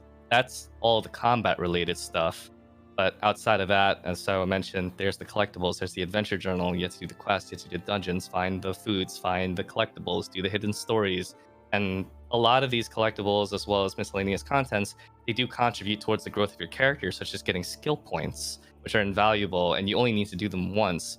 And those are one-time contents. So Lost Ark is littered with one-time contents where you only do them once, right? And then you never have to do them again, and they unlock it for all of your characters. Right. And so in between your dailies and planning out your weeklies, you plan out when you do these one-time contents as well, as they come in and when it's convenient for you. Also, to throw, let's say, to throw a recap, there is Chaos Dungeons that you can do every day. There is Guardian Raids that you can do every day. There are Abyss Dungeons that you can do on a weekly basis. And from these instance content, there is also stuff that you might get lucky in order to do. Like, for example, the Cube Dungeon, which requires you to get tickets from the Chaos Dungeons. And you can also participate in the Cube Dungeon. This is another form of 4-man content that is very nice to do and important, but you have to get these tickets, which are an RNG drop. So this is to sum up, this, let's say, the instanced content that we get right from day one. And on top of that, there's PvP. And if you're a PvP player, you don't need to do any of this. You don't even need to It get can be any... hard to even find time to PvP sometimes, especially if you have like 2 or 3 characters, and all of a sudden it's like I'm doing this, this, and this. But again, that's what the rest system is for. So when it comes to your daily contents, half of what you do with your daily contents, if you skip that day, carries over into the next day. So if you feel pressured to do your dailies, you can take a rest, and you should take a rest. But for those occasionally, for those multi-hour dungeons, I'm not sure. Maybe I didn't hear it, but like how many of those multi-hour dungeons is there? On Because launch, they sound like the most similar to like Molten Core, Blackwing Lair, and WoW and stuff, right? Well, I mean, they're not true raids in the typical sense like World of Warcraft, where you're going through like a full raid. And if you know what you're doing, especially if you're like reading a guide or something beforehand, it won't take you so many hours to do it. You can be done with it in like 30 minutes to an hour. The biggest raid content, right? Yeah, initially. So you'll have 4 in the beginning. 4, awesome. Yeah. And then, do you have any like predictions, or have they said like how often we're going to be getting new ones? So the content cadence is a really, really contentious topic right now, because we don't know when tier 2 is going to come. We don't know how fast they actually want to streamline NA and EU and catch up NA and EU to the other versions of the game, because we know it's going to be faster for sure. We don't know how much faster. And with the islands as they are right now in the beta version, it raises the question: are we going to end up in tier 2 content within like a month or 2 from launch, which would be incredibly fast? Lost Ark, historically, in the past year or so, we had a kind of a big problem in Korea where content was coming too fast and players were getting really fatigued by it. It's kind of like this mental image of like, grandma, stop feeding me. And she's like, no, dear, here's more content. And so we actually just had a director's letter where the company had to apologize for introducing too much content and wearing down players, because we were getting new raids and content every 1 or 2 months. Wow. For over a year. That's awesome. And so when I hear from like World of Warcraft players, oh, we haven't had new content in 9 months, it's so bewildering to me, because it doesn't make much sense to me. So they were like, we'll slow things down so that, because free-to-play players and casual players need time to be able to progress content at a reasonable rate.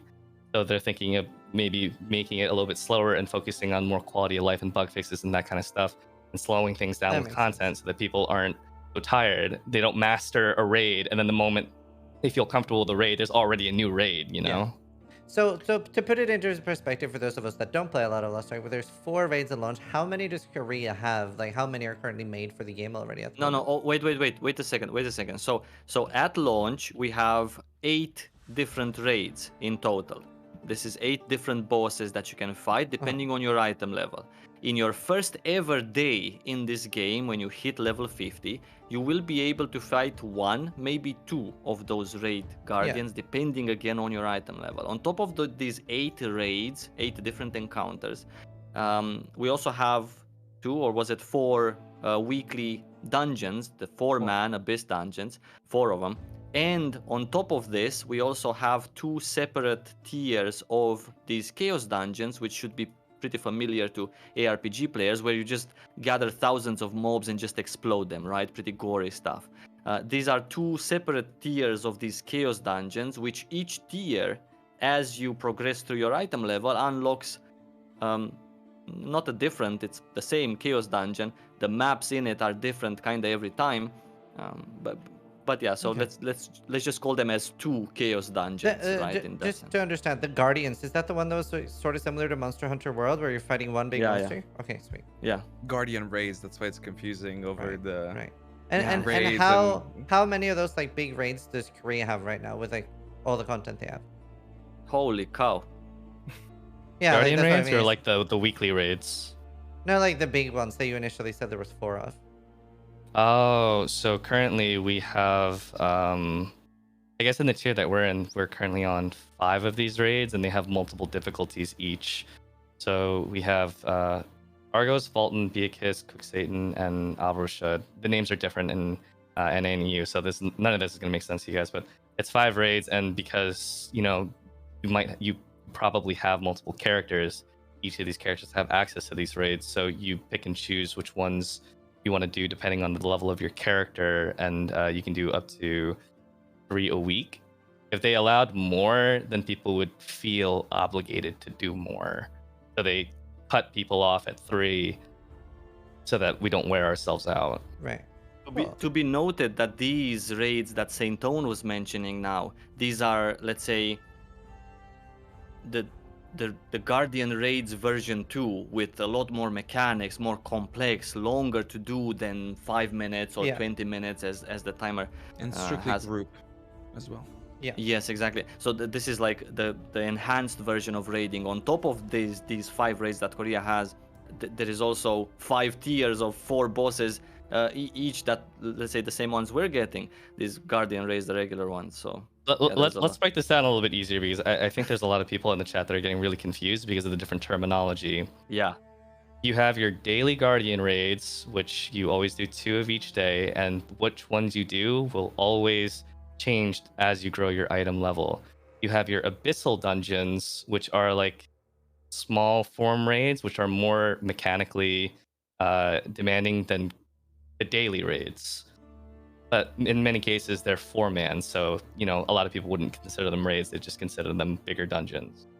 And then later on in tier 3, which is probably like 9 months or so or more down the line, that's when you get access to the really big raids that are really mechanically complex, that are usually 8-man in that case. It means tier 3 of gearing, not of raiding, to add in more. It's and also you can do more Guardian raids if you want than just 2 a day. It's just that they won't be as rewarding. In our defense, Smilegate loves to use similar terminology all over the place, and it just makes it naturally confusing to explain. It's really annoying to try to explain it when it's the phrases that they use.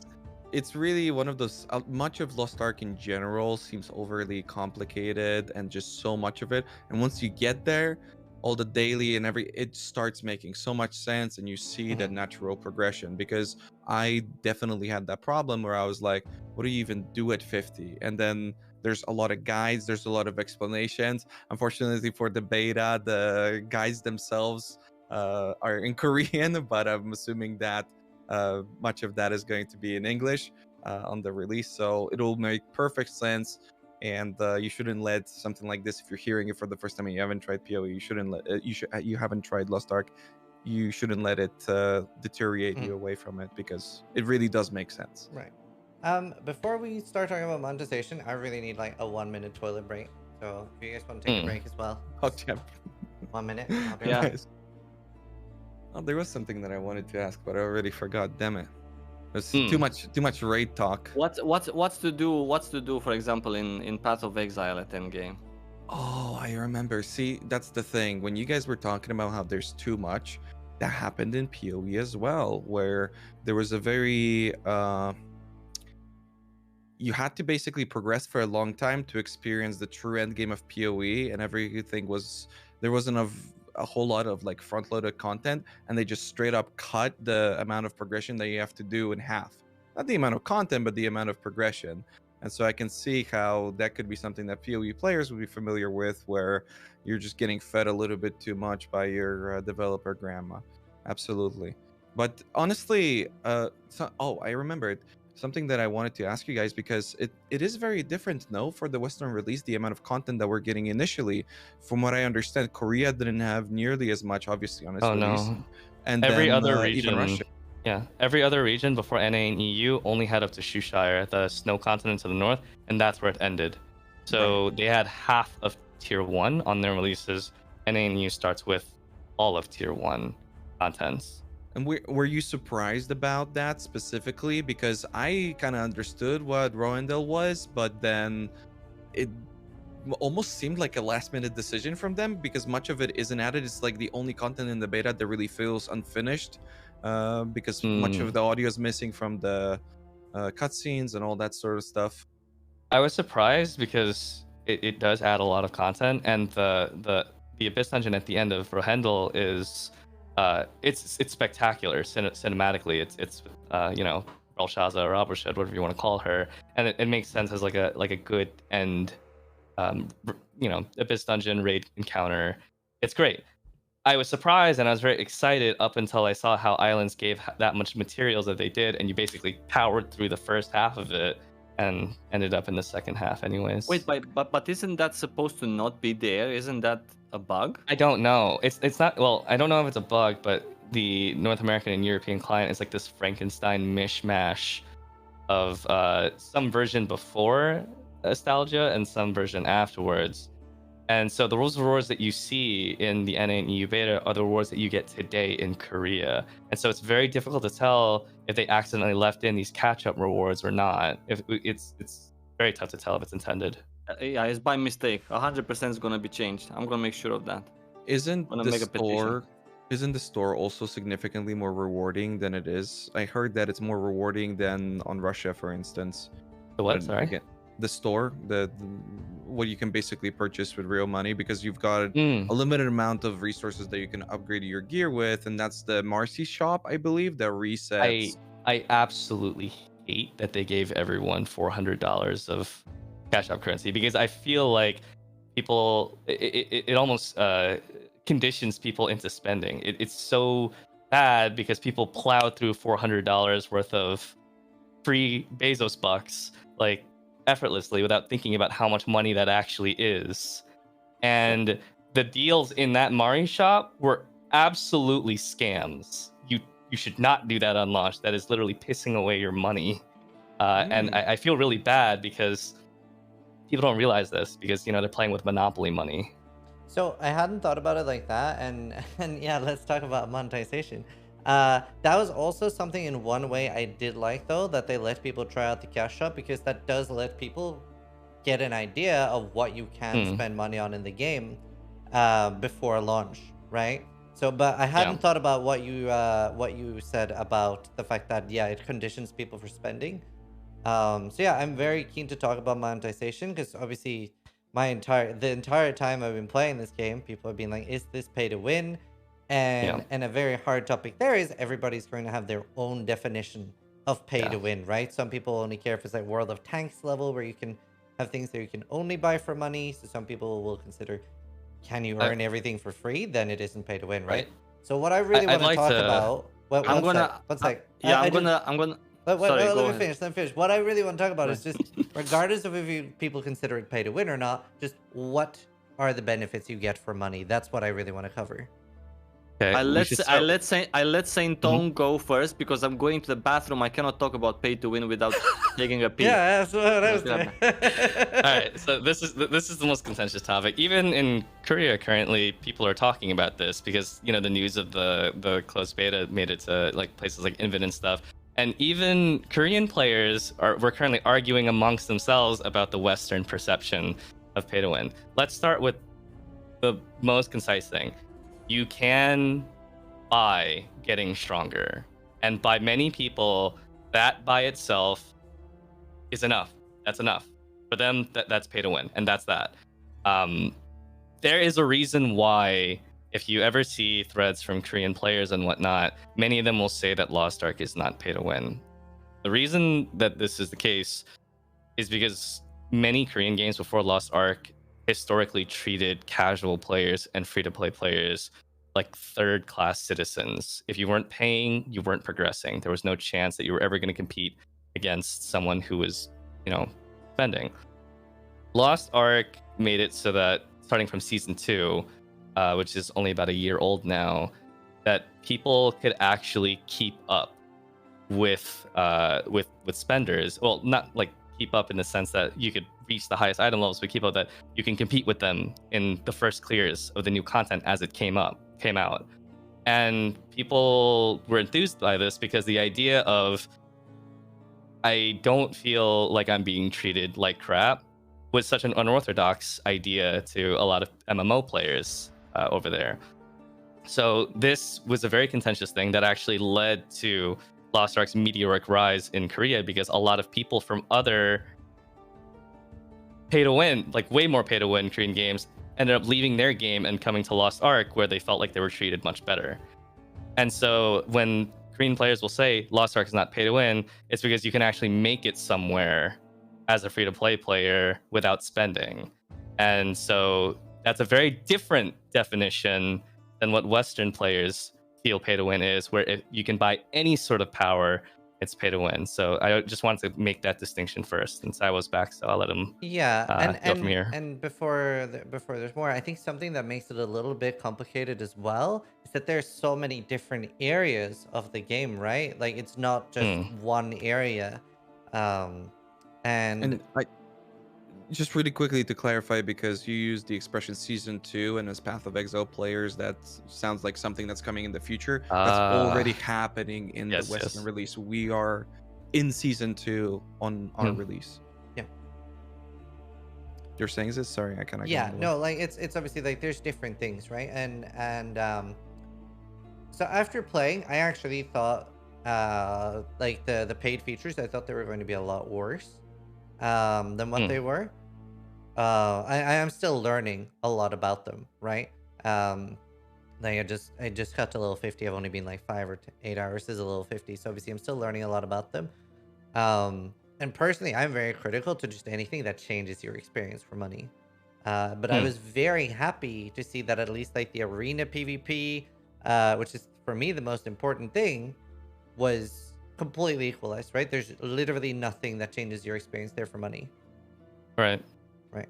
Yeah, no, that's a really good thing for me. Yeah. So I would love, when you say about whales, Cyber earlier mentioned you're not going to see a lot of the Korean whales on the guild versus guild islands. What are whales doing? What do they buy, and where does it benefit them? Like, what is the benefit of spending a lot of money in Lost Ark? And also, like, can you put that a little bit into context? Like, how much money are we talking? Is it 1,000, or is it like arcade amounts where it's like It's exponential. right? So if you're just playing the game regularly on your own, and you're regularly playing and you just keep up, you play every day, you don't take breaks, like a long break, like hiatus for like a month, you keep up and you're able to do content as it comes out, even as a free-to-play player. If you're coming in late, for example, your options are either play the game and catch up after some months of play, or some people elect to spend money and then catch up immediately. Can you can you define that a little bit? Like, is this $10, 100,000? If you are starting from scratch and you're trying to catch up to where the current endgame community is, it could end up being hundreds, or in the worst cases, thousands, depending on how dumb you are with your spending. There's a lot of ways that you can very dumbly spend your money. And then you have the people that are pushing rank for item level, for people who just want to have the highest item level possible. And this is always a bait. This is always a trap, because it's an exponential cost that can bleed into the tens of thousands if you're not cautious with it, or gaining like 1% more power. Right. And it's really, really bad in that case. And the worst reason why that's bad is because the game moves. As each new content comes out, the difference between paying players and free-to-play players squishes. And so if you spend, let's say, $10,000, that be at the maximum item level, and someone is free to play, on the next content release, your $10,000 gets practically invalidated because you get pushed closer to them. And so if you have a lot of money, you could very easily get stuck in this cycle where you're spending tons of money only to get pushed closer to people who are spending nothing. And then, so, and obviously, like, what seems to be a good thing, that you can earn everything for free. So let's say that instead of like paying the catch up fee, right? How long time would it take me to grind that catch up? Like in hours, maybe. If you're like a brand new player trying to catch up. Yeah, just tell. But let's talk about our Western version, not how it is in Korean. Yeah. Yes. Okay. So let's say let's say Saint, I'm at level 580. You're a brand new player, just joined today. Okay. Well, in the case of the Western version, it's minimized partially because the rates are so high to upgrade. So even if you spend nothing, the amount that someone can actually whale over you, it's almost non-existent in the Western version. I don't know if that'll change to be more like the Korean version by the time we get to tier 3. But as it is right now, there's very, very, very little that you can even whale in tier 1. Yeah. So I also wanted to say my opinion, since I'm fresh now off the toilet. I wanted to say my opinion about pay to win as well, if I may. Yeah. So leaving my Korean experience aside, which by the way, in Korea, I have deposited real money, but it was solely to purchase skins or create videos, not to buy gear upgrading materials. I'm not sure if you can actually make my camera large, because I can actually place the game footage on top of it. So I'm not sure if that's important. So I can also show as I'm talking about things. But speaking about the Western version of the game, I will say this: if right now we start today the Western version, and 3 weeks or a month later or 2 months later, someone joins the game and starts from scratch in the same content as we are starting in the West, the same way as Amazon and Smilegate have done things already for us in the West, it should realistically not take you more than, I don't know, 3 to 4 weeks to catch up to me, assuming you're playing 2 characters at Endgame. Now, if you as a brand new player come into the game and you spend your first week creating 4 characters, for example, with which you can later on farm the Endgame, then that cuts that time even more with the Western version that we got. Talking about Korea and how things were there last year or 2 years ago, the game has changed 19 times since its release, in terms of real money or whatever.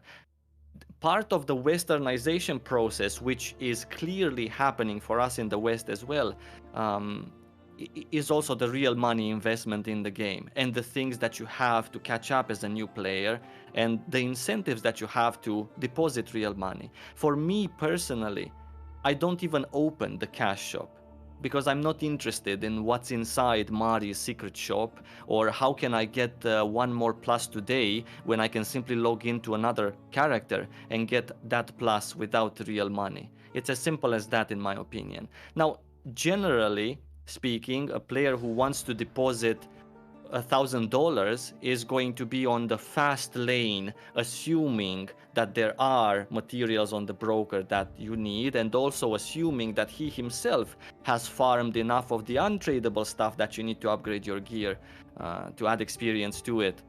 So he also needs to play. It's not like you come here, you deposit $1,000, and then in the next 25 minutes you are, at end game and breezing through. But yeah, just because I want to translate some of the stuff that you've said, because much of our audience is PoE players. There's nothing that you can basically buy that is not accessible in game, and I feel like that's just so valuable, especially for the Western release. My understanding is that the exchange will be even for the stuff that is available in the shop, as far as like MTXs go and whatnot. And that's something very often, Saivo, you in your videos and previously, and even on this podcast, you mentioned not as clean as Path of Exile. There isn't an option like that in Path of Exile. In Path of Exile, if you're playing the game, you're gonna buy stash tabs. You're gonna have to purchase things from the store that you will need to really play the game efficiently. If you want, and in the case of like a map stash tabs, that's speeding you up 10-20%. That's so much more than what you could be like getting elsewhere. And also, do we know how much the crystals are actually worth? we can guess how much they're worth. So we can guess that 1,000 of those orange ones is the equivalent of 10 euros or $10 if you live in the US. Because of that, if nobody has confirmed this, by the way, from Amazon Games, but it's just the thing that makes the most logical sense for it to be like that. Having that in mind, that means that, let's say, a premium membership, which is another thing that people are talking about and are worried about, this monthly 30-day membership that you need to buy, you can also buy that in our Western version with by farming your own gold and paying with gold for the crystals that are needed for it. And that would cost somewhere around 10 euros plus the extra fee on the conversion. It's about 12 euros, which is, let's say, a normal price for a premium membership, which, in my opinion, again, I'm just going to say it again, in my opinion, for our Western release, this premium membership is not even remotely mandatory. Now, if you are playing in Korea right now and it's tier 3, way into tier 3, and you want to repair your stuff and check your broker while you're raiding because you're that good at multitasking, then no, of course, you might want these things. But the way, because I have played the end game here in our Western version, and if we're just referring to this, which I think is the fairest comparison, by the way, to refer to what we're getting, because they did say and they did show with facts that our version is different in terms of how much is a player being milked, or how much do things cost even. It's different to the better compared to any other version. So talking about numbers about like $10,000 or even $1,000 here for our Western version, it just simply doesn't apply. I will say it's definitely a lot cheaper from what we saw, assuming the cash shop in the beta is the real thing. If we're just trying to look at the numbers, then it seems that the 30-day sub is around $10. In Korea, to get all the same benefits, is that it's about $30 a month, Right. so it's a third of the price. Wait, are the cash shop things accurate? Like, because I'm not sure about that. Like, I could run Panda Island and get 40 leap crystals versus buying them off of the store for like, I think it's like $2 per one or something. Like, it's insane. That's why I call it a scam. That's why I said it's a bad idea to use Mari's, because what you get for what you spend is abysmal, and that historically happens a lot in this game, where if you spend, you're really getting the short end of the stick. Right. And that's what and that's just a second. Sorry, I apologize. Just one moment. And that's why I'm saying that nobody's trying to say that Lost Ark is as clean as a baby's butt. It's in the gray area in that sense, because there are items here that you look at them and you're like, oh, you can upgrade your gear with this thing that costs real money. Oh wow, okay, that's pay to win. So sure, you can call it like that, but same as Saint was saying, the things that are for sale in the Lost Ark cash shop, it's not like they are cheesily attractive and you have to necessarily buy them. I don't open the cash shop, and I am a Lost Ark player, and I will be at Endgame with all of the patches that will come about for us in the West.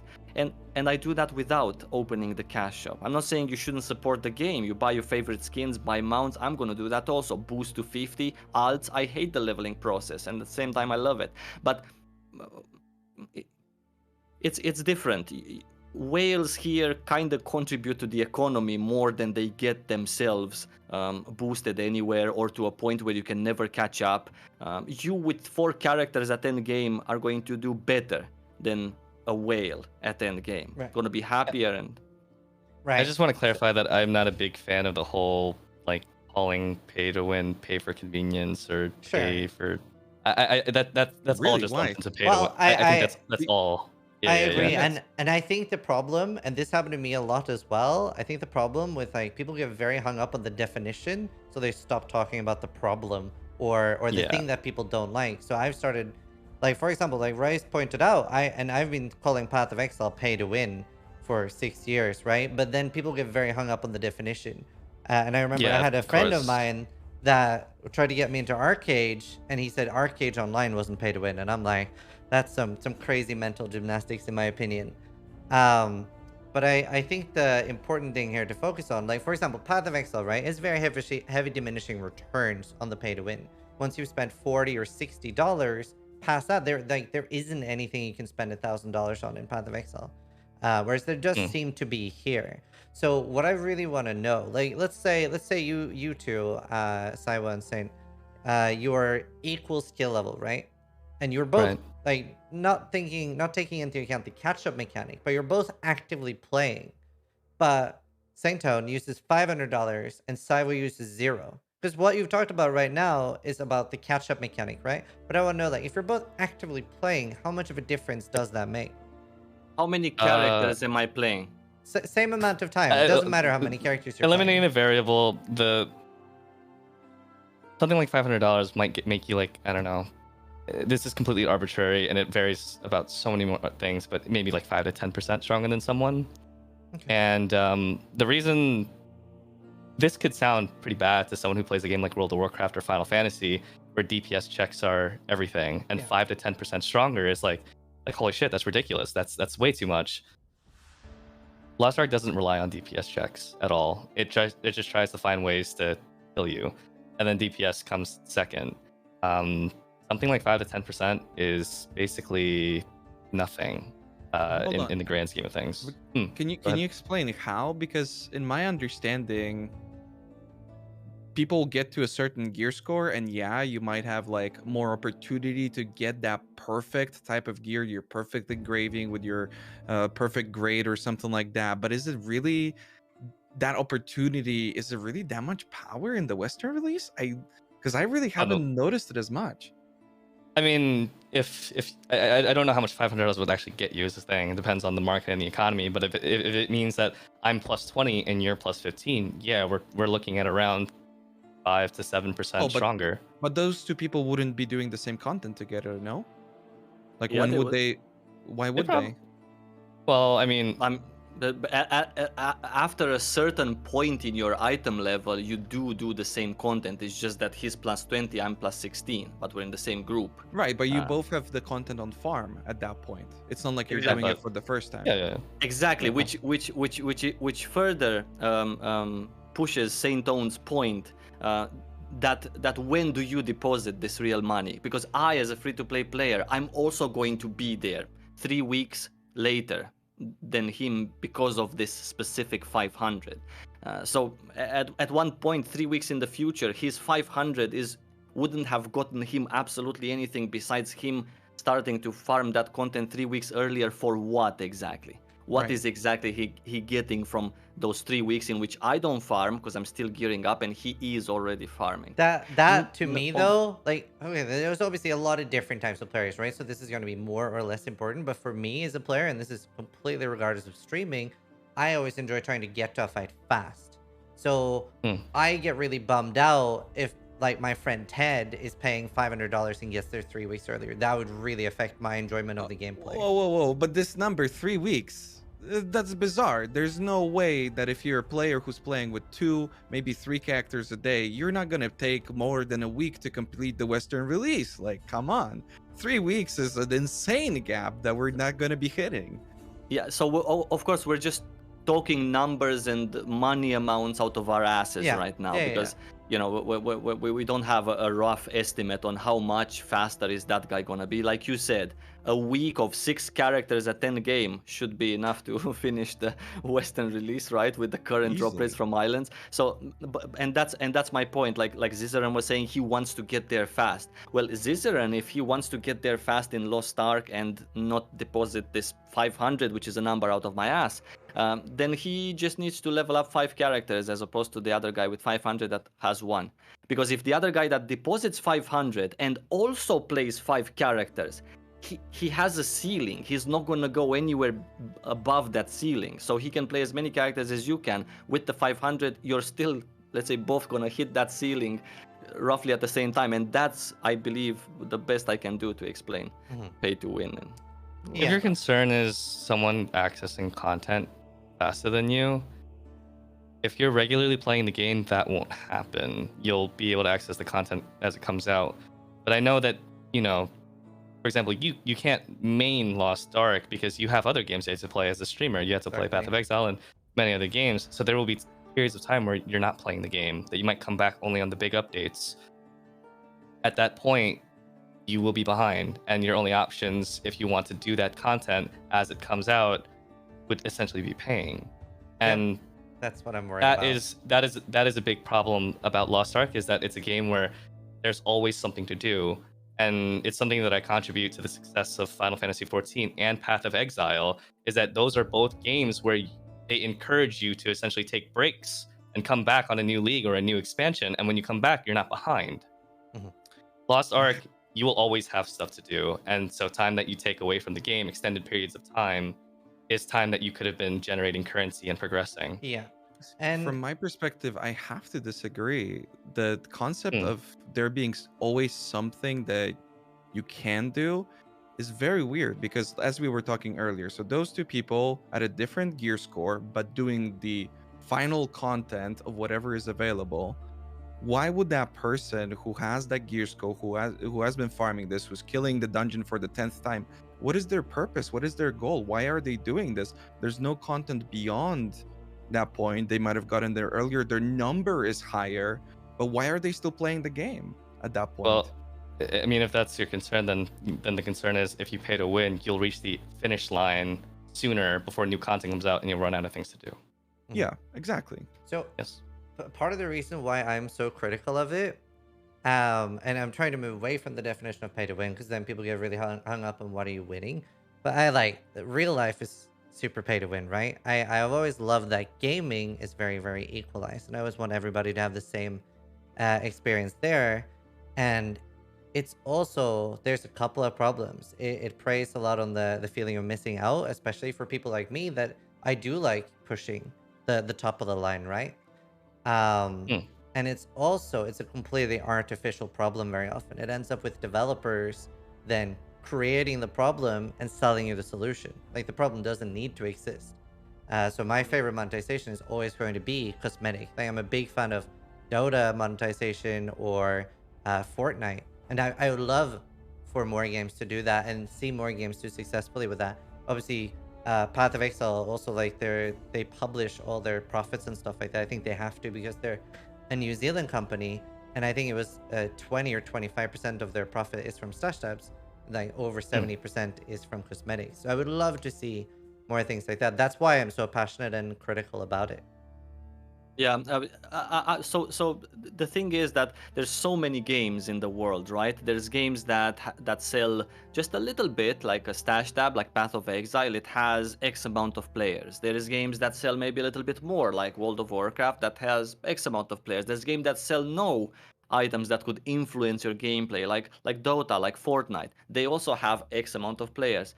And then there's games also like, for example, Lost Ark, which sell a little bit more maybe than World of Warcraft, assuming you're taking breaks, right? Because in Dota, you can always come and finish a match. You're as equal in terms of your character as everyone else because it resets every 30 minutes, the match. Maybe in Path of Exile, the same like you guys said with the leagues.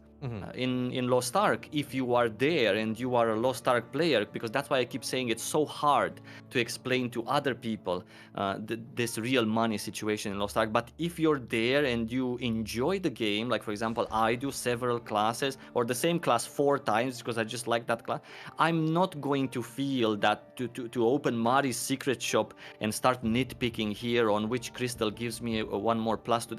I don't need. That's why I don't open the cash shop in that sense, and that's why I seem to be a simp, or I appear to be a simp for this games monetization, which I'm not. Obviously, I also hate pay to win, but for me as an active, maybe dedicated, maybe more towards hardcore Lost Ark player, I don't feel it on my skin that, whoa, look at that guy, he paid to win. I'm happy because he buys my mats that I farm on character 3, 4, and 5. That's yeah. So that was really interesting to me. So if I'm understanding, you don't use the cash shop. You don't like No. pay to. Okay, cool. That's very good to hear. What about you, Saint Only?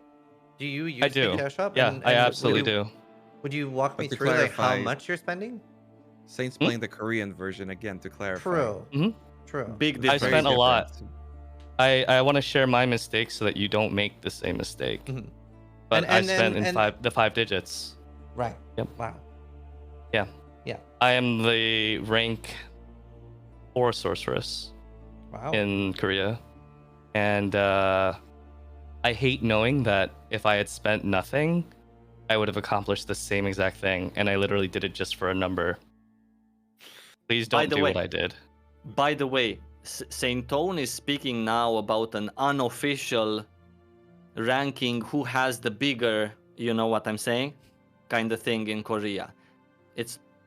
This doesn't have to be the same for us in the West. And Yeah. the big footnote here, that the Western version already looks different, Yeah. a little bit different in terms of softer, in terms of monetization and milking and incentives to squeeze every dollar out of you than the Korean version does, which even that is not that bad. But I'm just saying, the Western version looks different, and in the future, with patches to come, with changes to come, with feedback to come from the Western audience, I'm pretty sure that it's going to go even better, because the intentions that an old player like myself sees here in the cash shop and how much this costs and what perks are included where, what they have changed, these are good, positive intentions to make this game popular and playable, enjoyable for everyone Yeah, here I in the mean, if- West.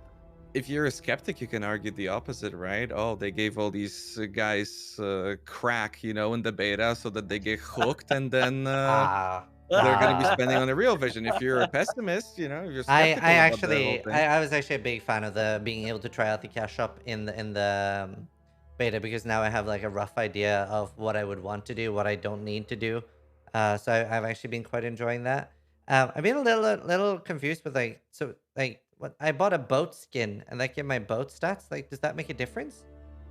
I mean, if you want a good boat, you have to play the game. They don't sell the stuff that actually makes your boat better. Right. Okay. Yeah. Cool. So your boat probably travels at like 20 knots. I spent like 2 months just playing slowly, and my boat travels like 70 knots in Korea. So Wow. Very fast. And again, you're able to play the game, get the gold, then purchase the crystals, then purchase the boat. If you're just playing for our Western release, you can buy everything. Because it's a good options thing, yeah. To be able to actually play free to play and get the stuff off the cash shop. Like NA and EU being able to buy the sub, I was kind of shocked by that, honestly. No other region can do that, and it's kind of cool that you can do that, I guess. Yeah, I would love I'm that for PoE. I'm very happy that you can earn everything for free, and I think that's very interesting because that's very different in PoE, right? You can. You are literally forced to spend money on PoE if you legitimately want to play. And I've been even on big things like ExileCon, I even brought up on stage like, hey, how about giving people like 2 or 4 more free stash tabs? Like, come on, it's been 6 years.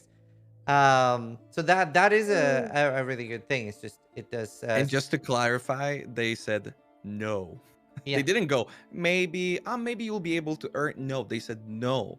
So the fact that this was happening, I was very surprised. And I was one of those, they're giving Okay, us what about money in this? the beta? Ooh. Oh, okay, what about this? What about this? You have a choice. You're faced with a choice. Either the game shuts down, or you get one more item that you're forced to buy with real money.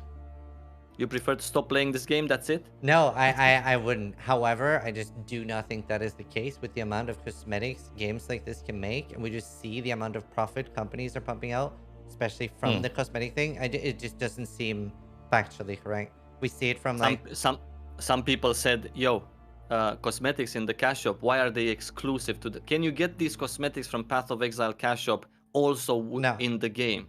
No, but I think that's great. I think you should.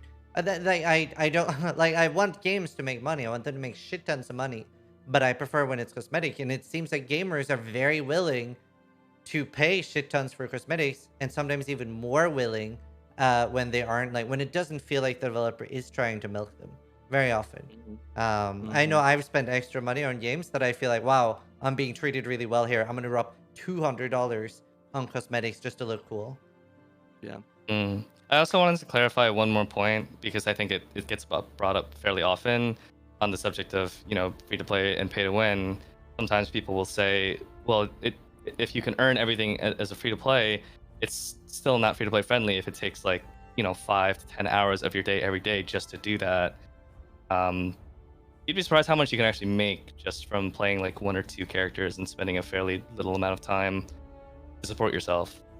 It cuts to a point where in Korea right now, to use Korea as an example, we all have so many characters and we all generate such a disgusting amount of currency that we have a massive inflation problem, and you can literally buy anything that you want and everything is going up in price. The game does a pretty good job of rewarding you for your time adequately. So, yeah. Yeah.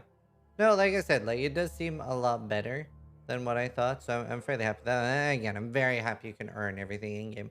Just becomes a matter of like how much time extra is that for me at least. By the way, I just wanted to ask Saint Owen a question. Like right now in Korea, speaking of catch-up mechanics, right? A player just starts up the game. What is the item level that you are boosted at with like the boost that you can get to catch up on an alt or like the power pass thing? Yeah. The highest it'll bring you up to is 1340, which is like right. nothing. So you still have some way. Yeah, you still have some long way to go. Yeah, you can't. It's the community is at 1415 and higher, and the boost will bring you up to 1340. Right. if you do decide to use it. Mhm. It was great to hear that from Ziz, I gotta say, because my introduction to Saivo was him commenting on Ziz's video about how Lost Ark is pay to win and all that potentially. So it was great to hear that he's, you know, uh, Nobody's learned stuff. doubting. Yeah, nobody's doubting if Lost Ark is or isn't pay to win. The answer to that is pretty clear. But not because of the apparent reasons why someone might think it is.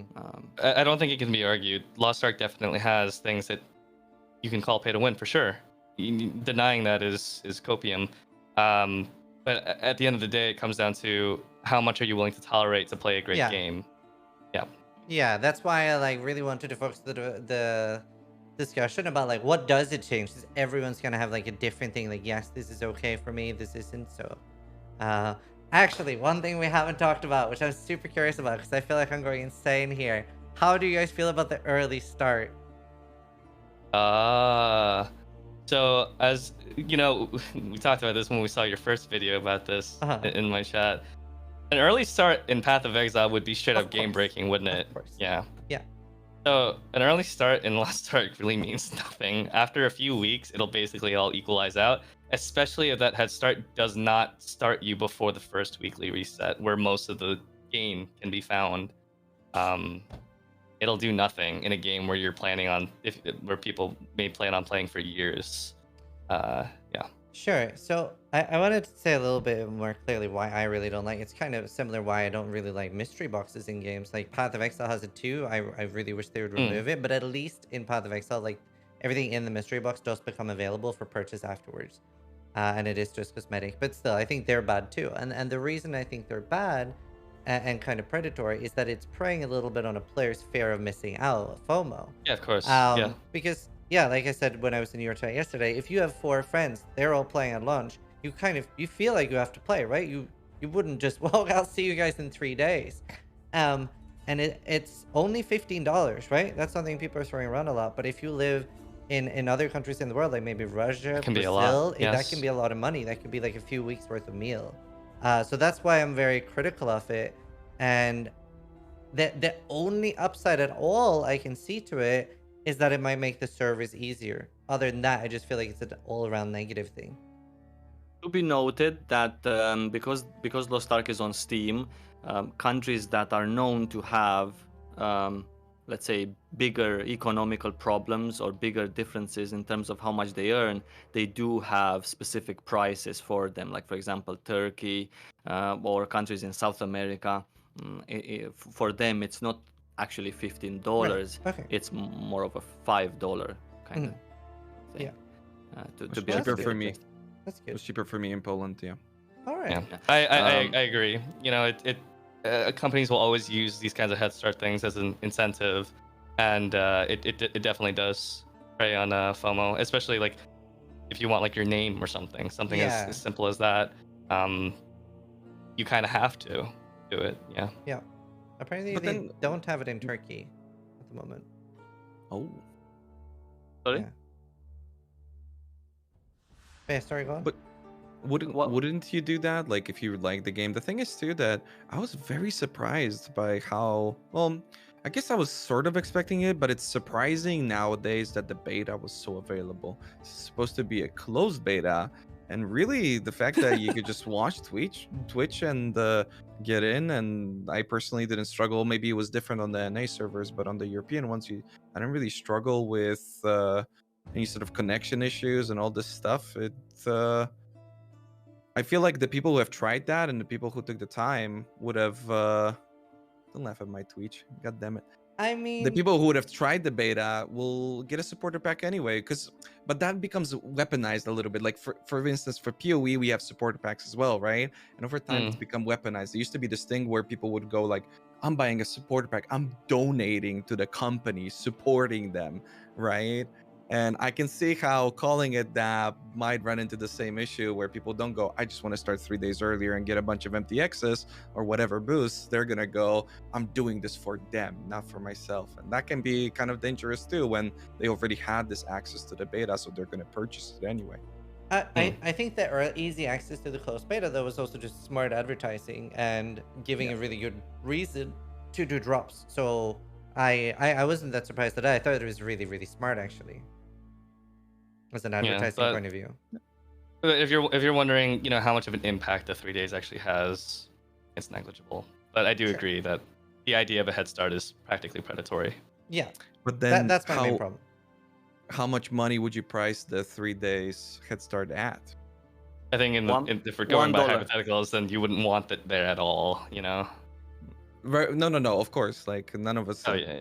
I would Yeah, of prefer course. for it not to be there, but then, if you were to put a price, would it be that $1 that's Saivo mentioned? Is it that? $100,000.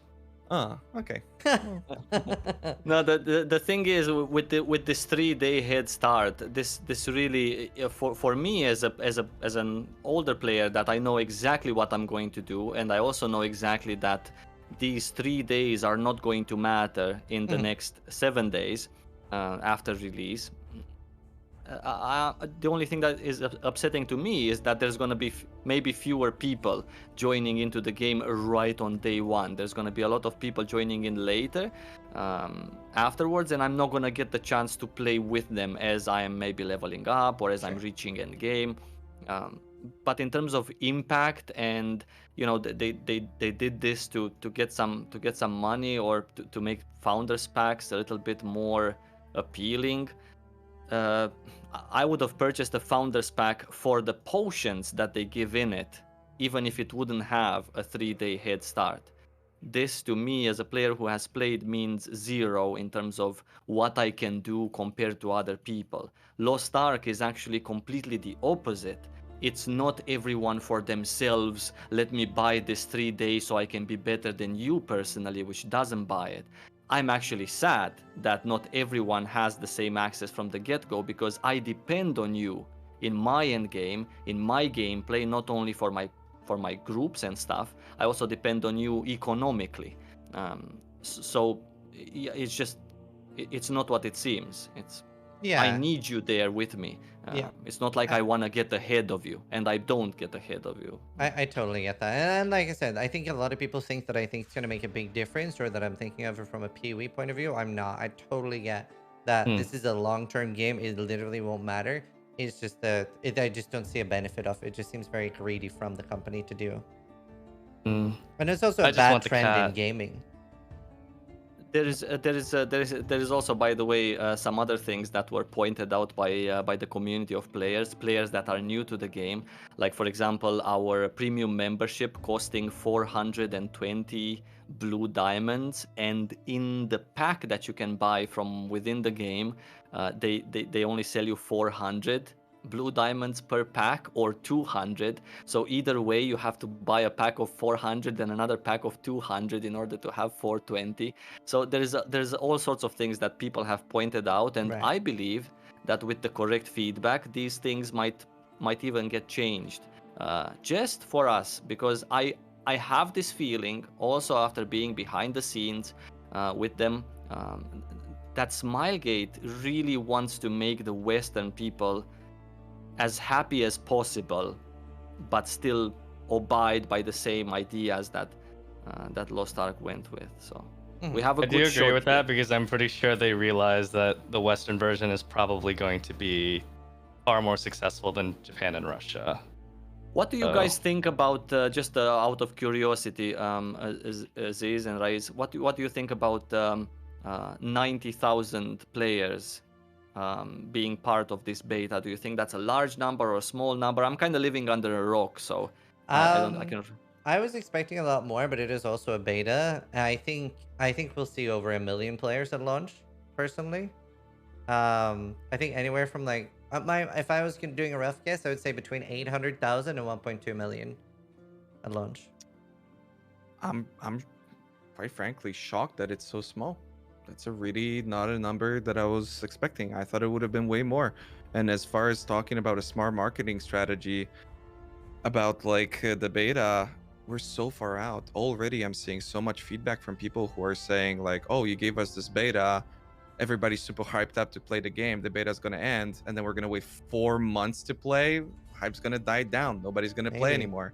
I worry. And then the 3-day head start situation, like, are we talking million players on launch, or are we talking Well, 3 days before? I'm just comparing it to New World, right? New World beta had 50 to 60,000 people playing, which is less than this, and they had 900,000 on launch.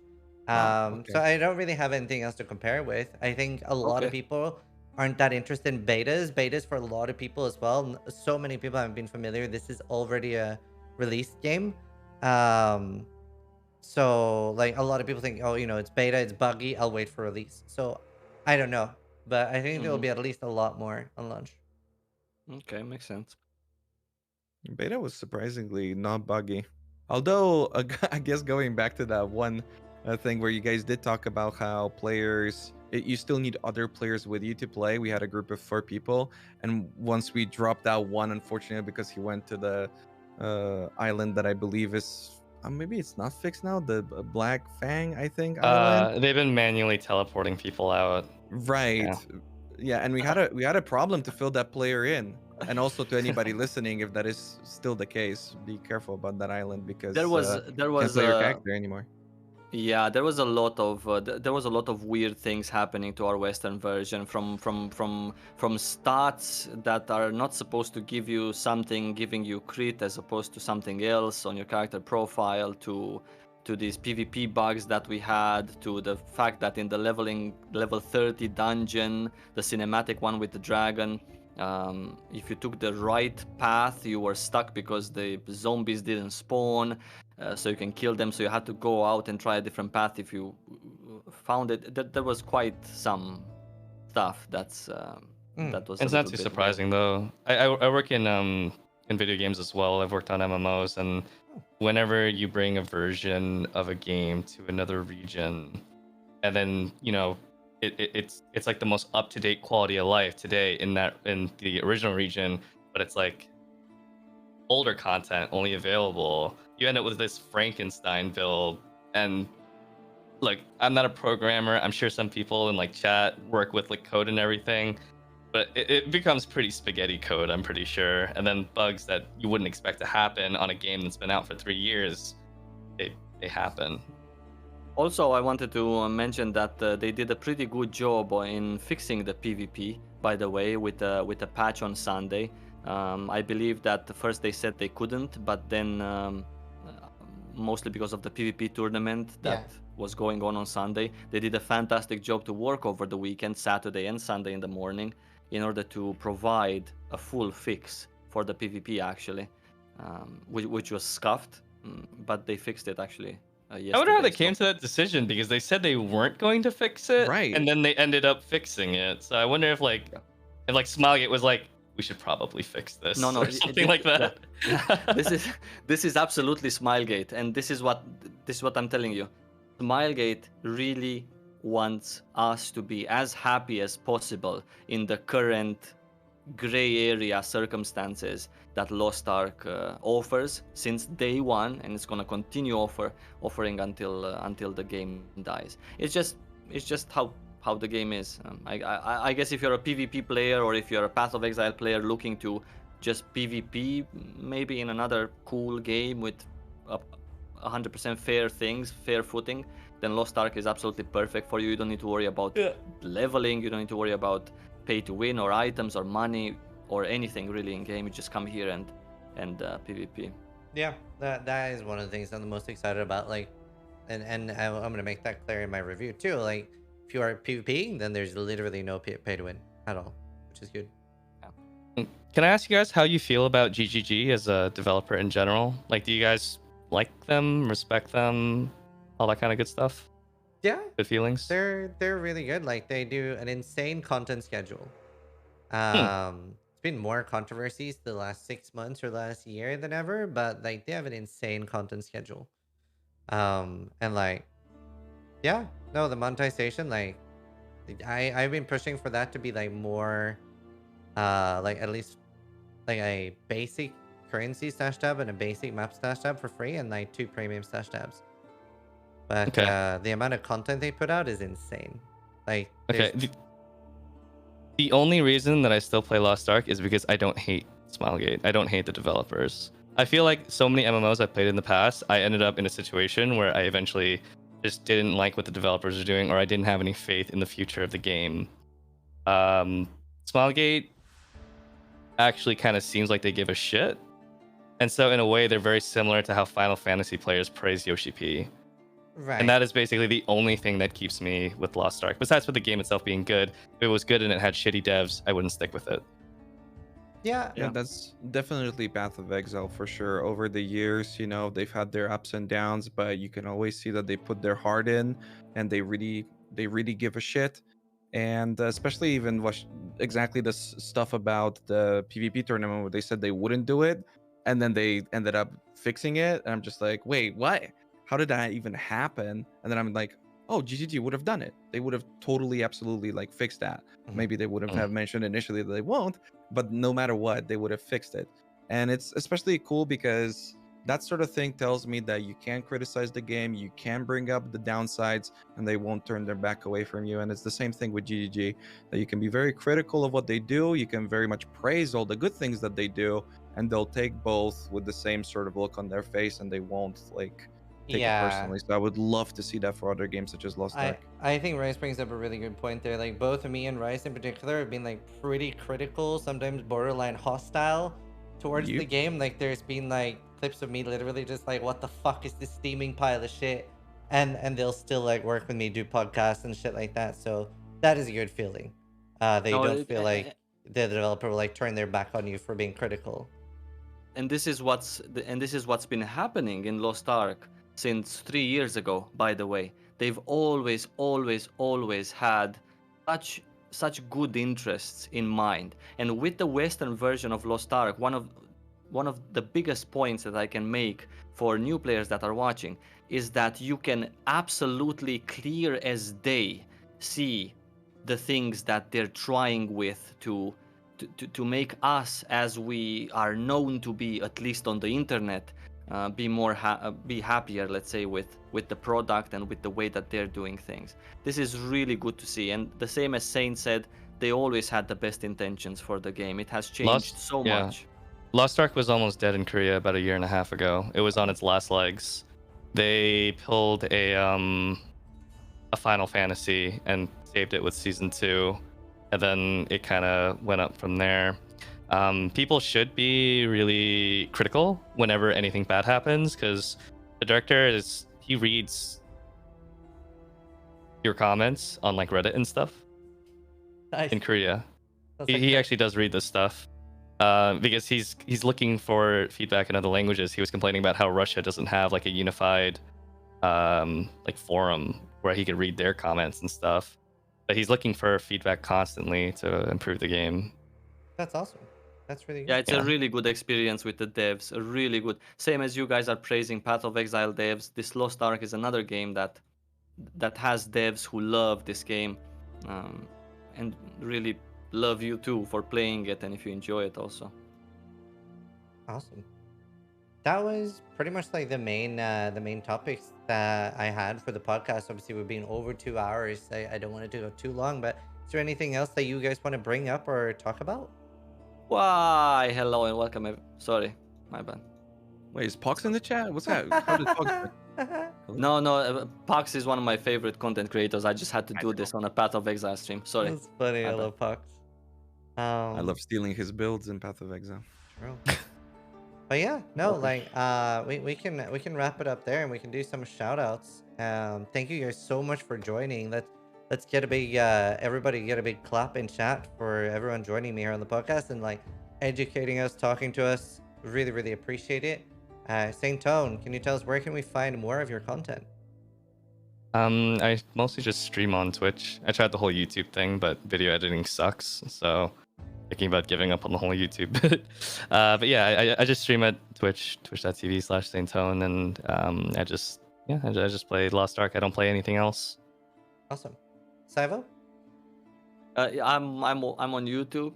If you search Saivo Lost Ark or Saivo-san, then that's me there. Thank you to everyone who was watching, by the way. Very nice to have you guys here. At least to, it doesn't matter if you're gonna play the game or not. If you like it, you're gonna play it. If you don't like it, you're not gonna play it. But at least, at least you know how it is pay to win, why it is pay to win, how much time does it take, would you want to do something like that, at least for your friends or for future comments.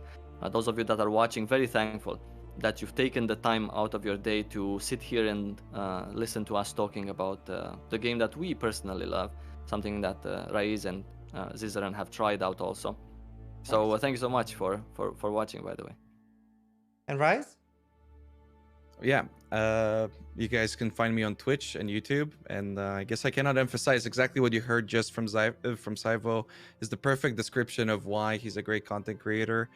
Whenever you're interested in Lost Ark, you should definitely go to him. He'll really sell you on all the great features that it has to offer, and also emphasize on the beauty of the game, you know, and the sound and all that, which I think personally for me is one of the biggest reasons why Lost Ark is looking pretty good. And then also I think Saint sold himself a little bit short. His insane guides, anything that I ever needed from Lost Ark as far as knowledge goes, it's very difficult to find that stuff because there's so many different patches, there's so many different versions of the game, so many different languages. It's very difficult to just find the thing that actually works for you, and he's definitely my number one source to go to for any of that stuff, for any version of the game, and it's been incredibly helpful. So make sure to check them out and use this. And yourself, you're also great. Yeah, but also, I'm really say the excited things. about Path of Lost Ark. That sounds fucking amazing.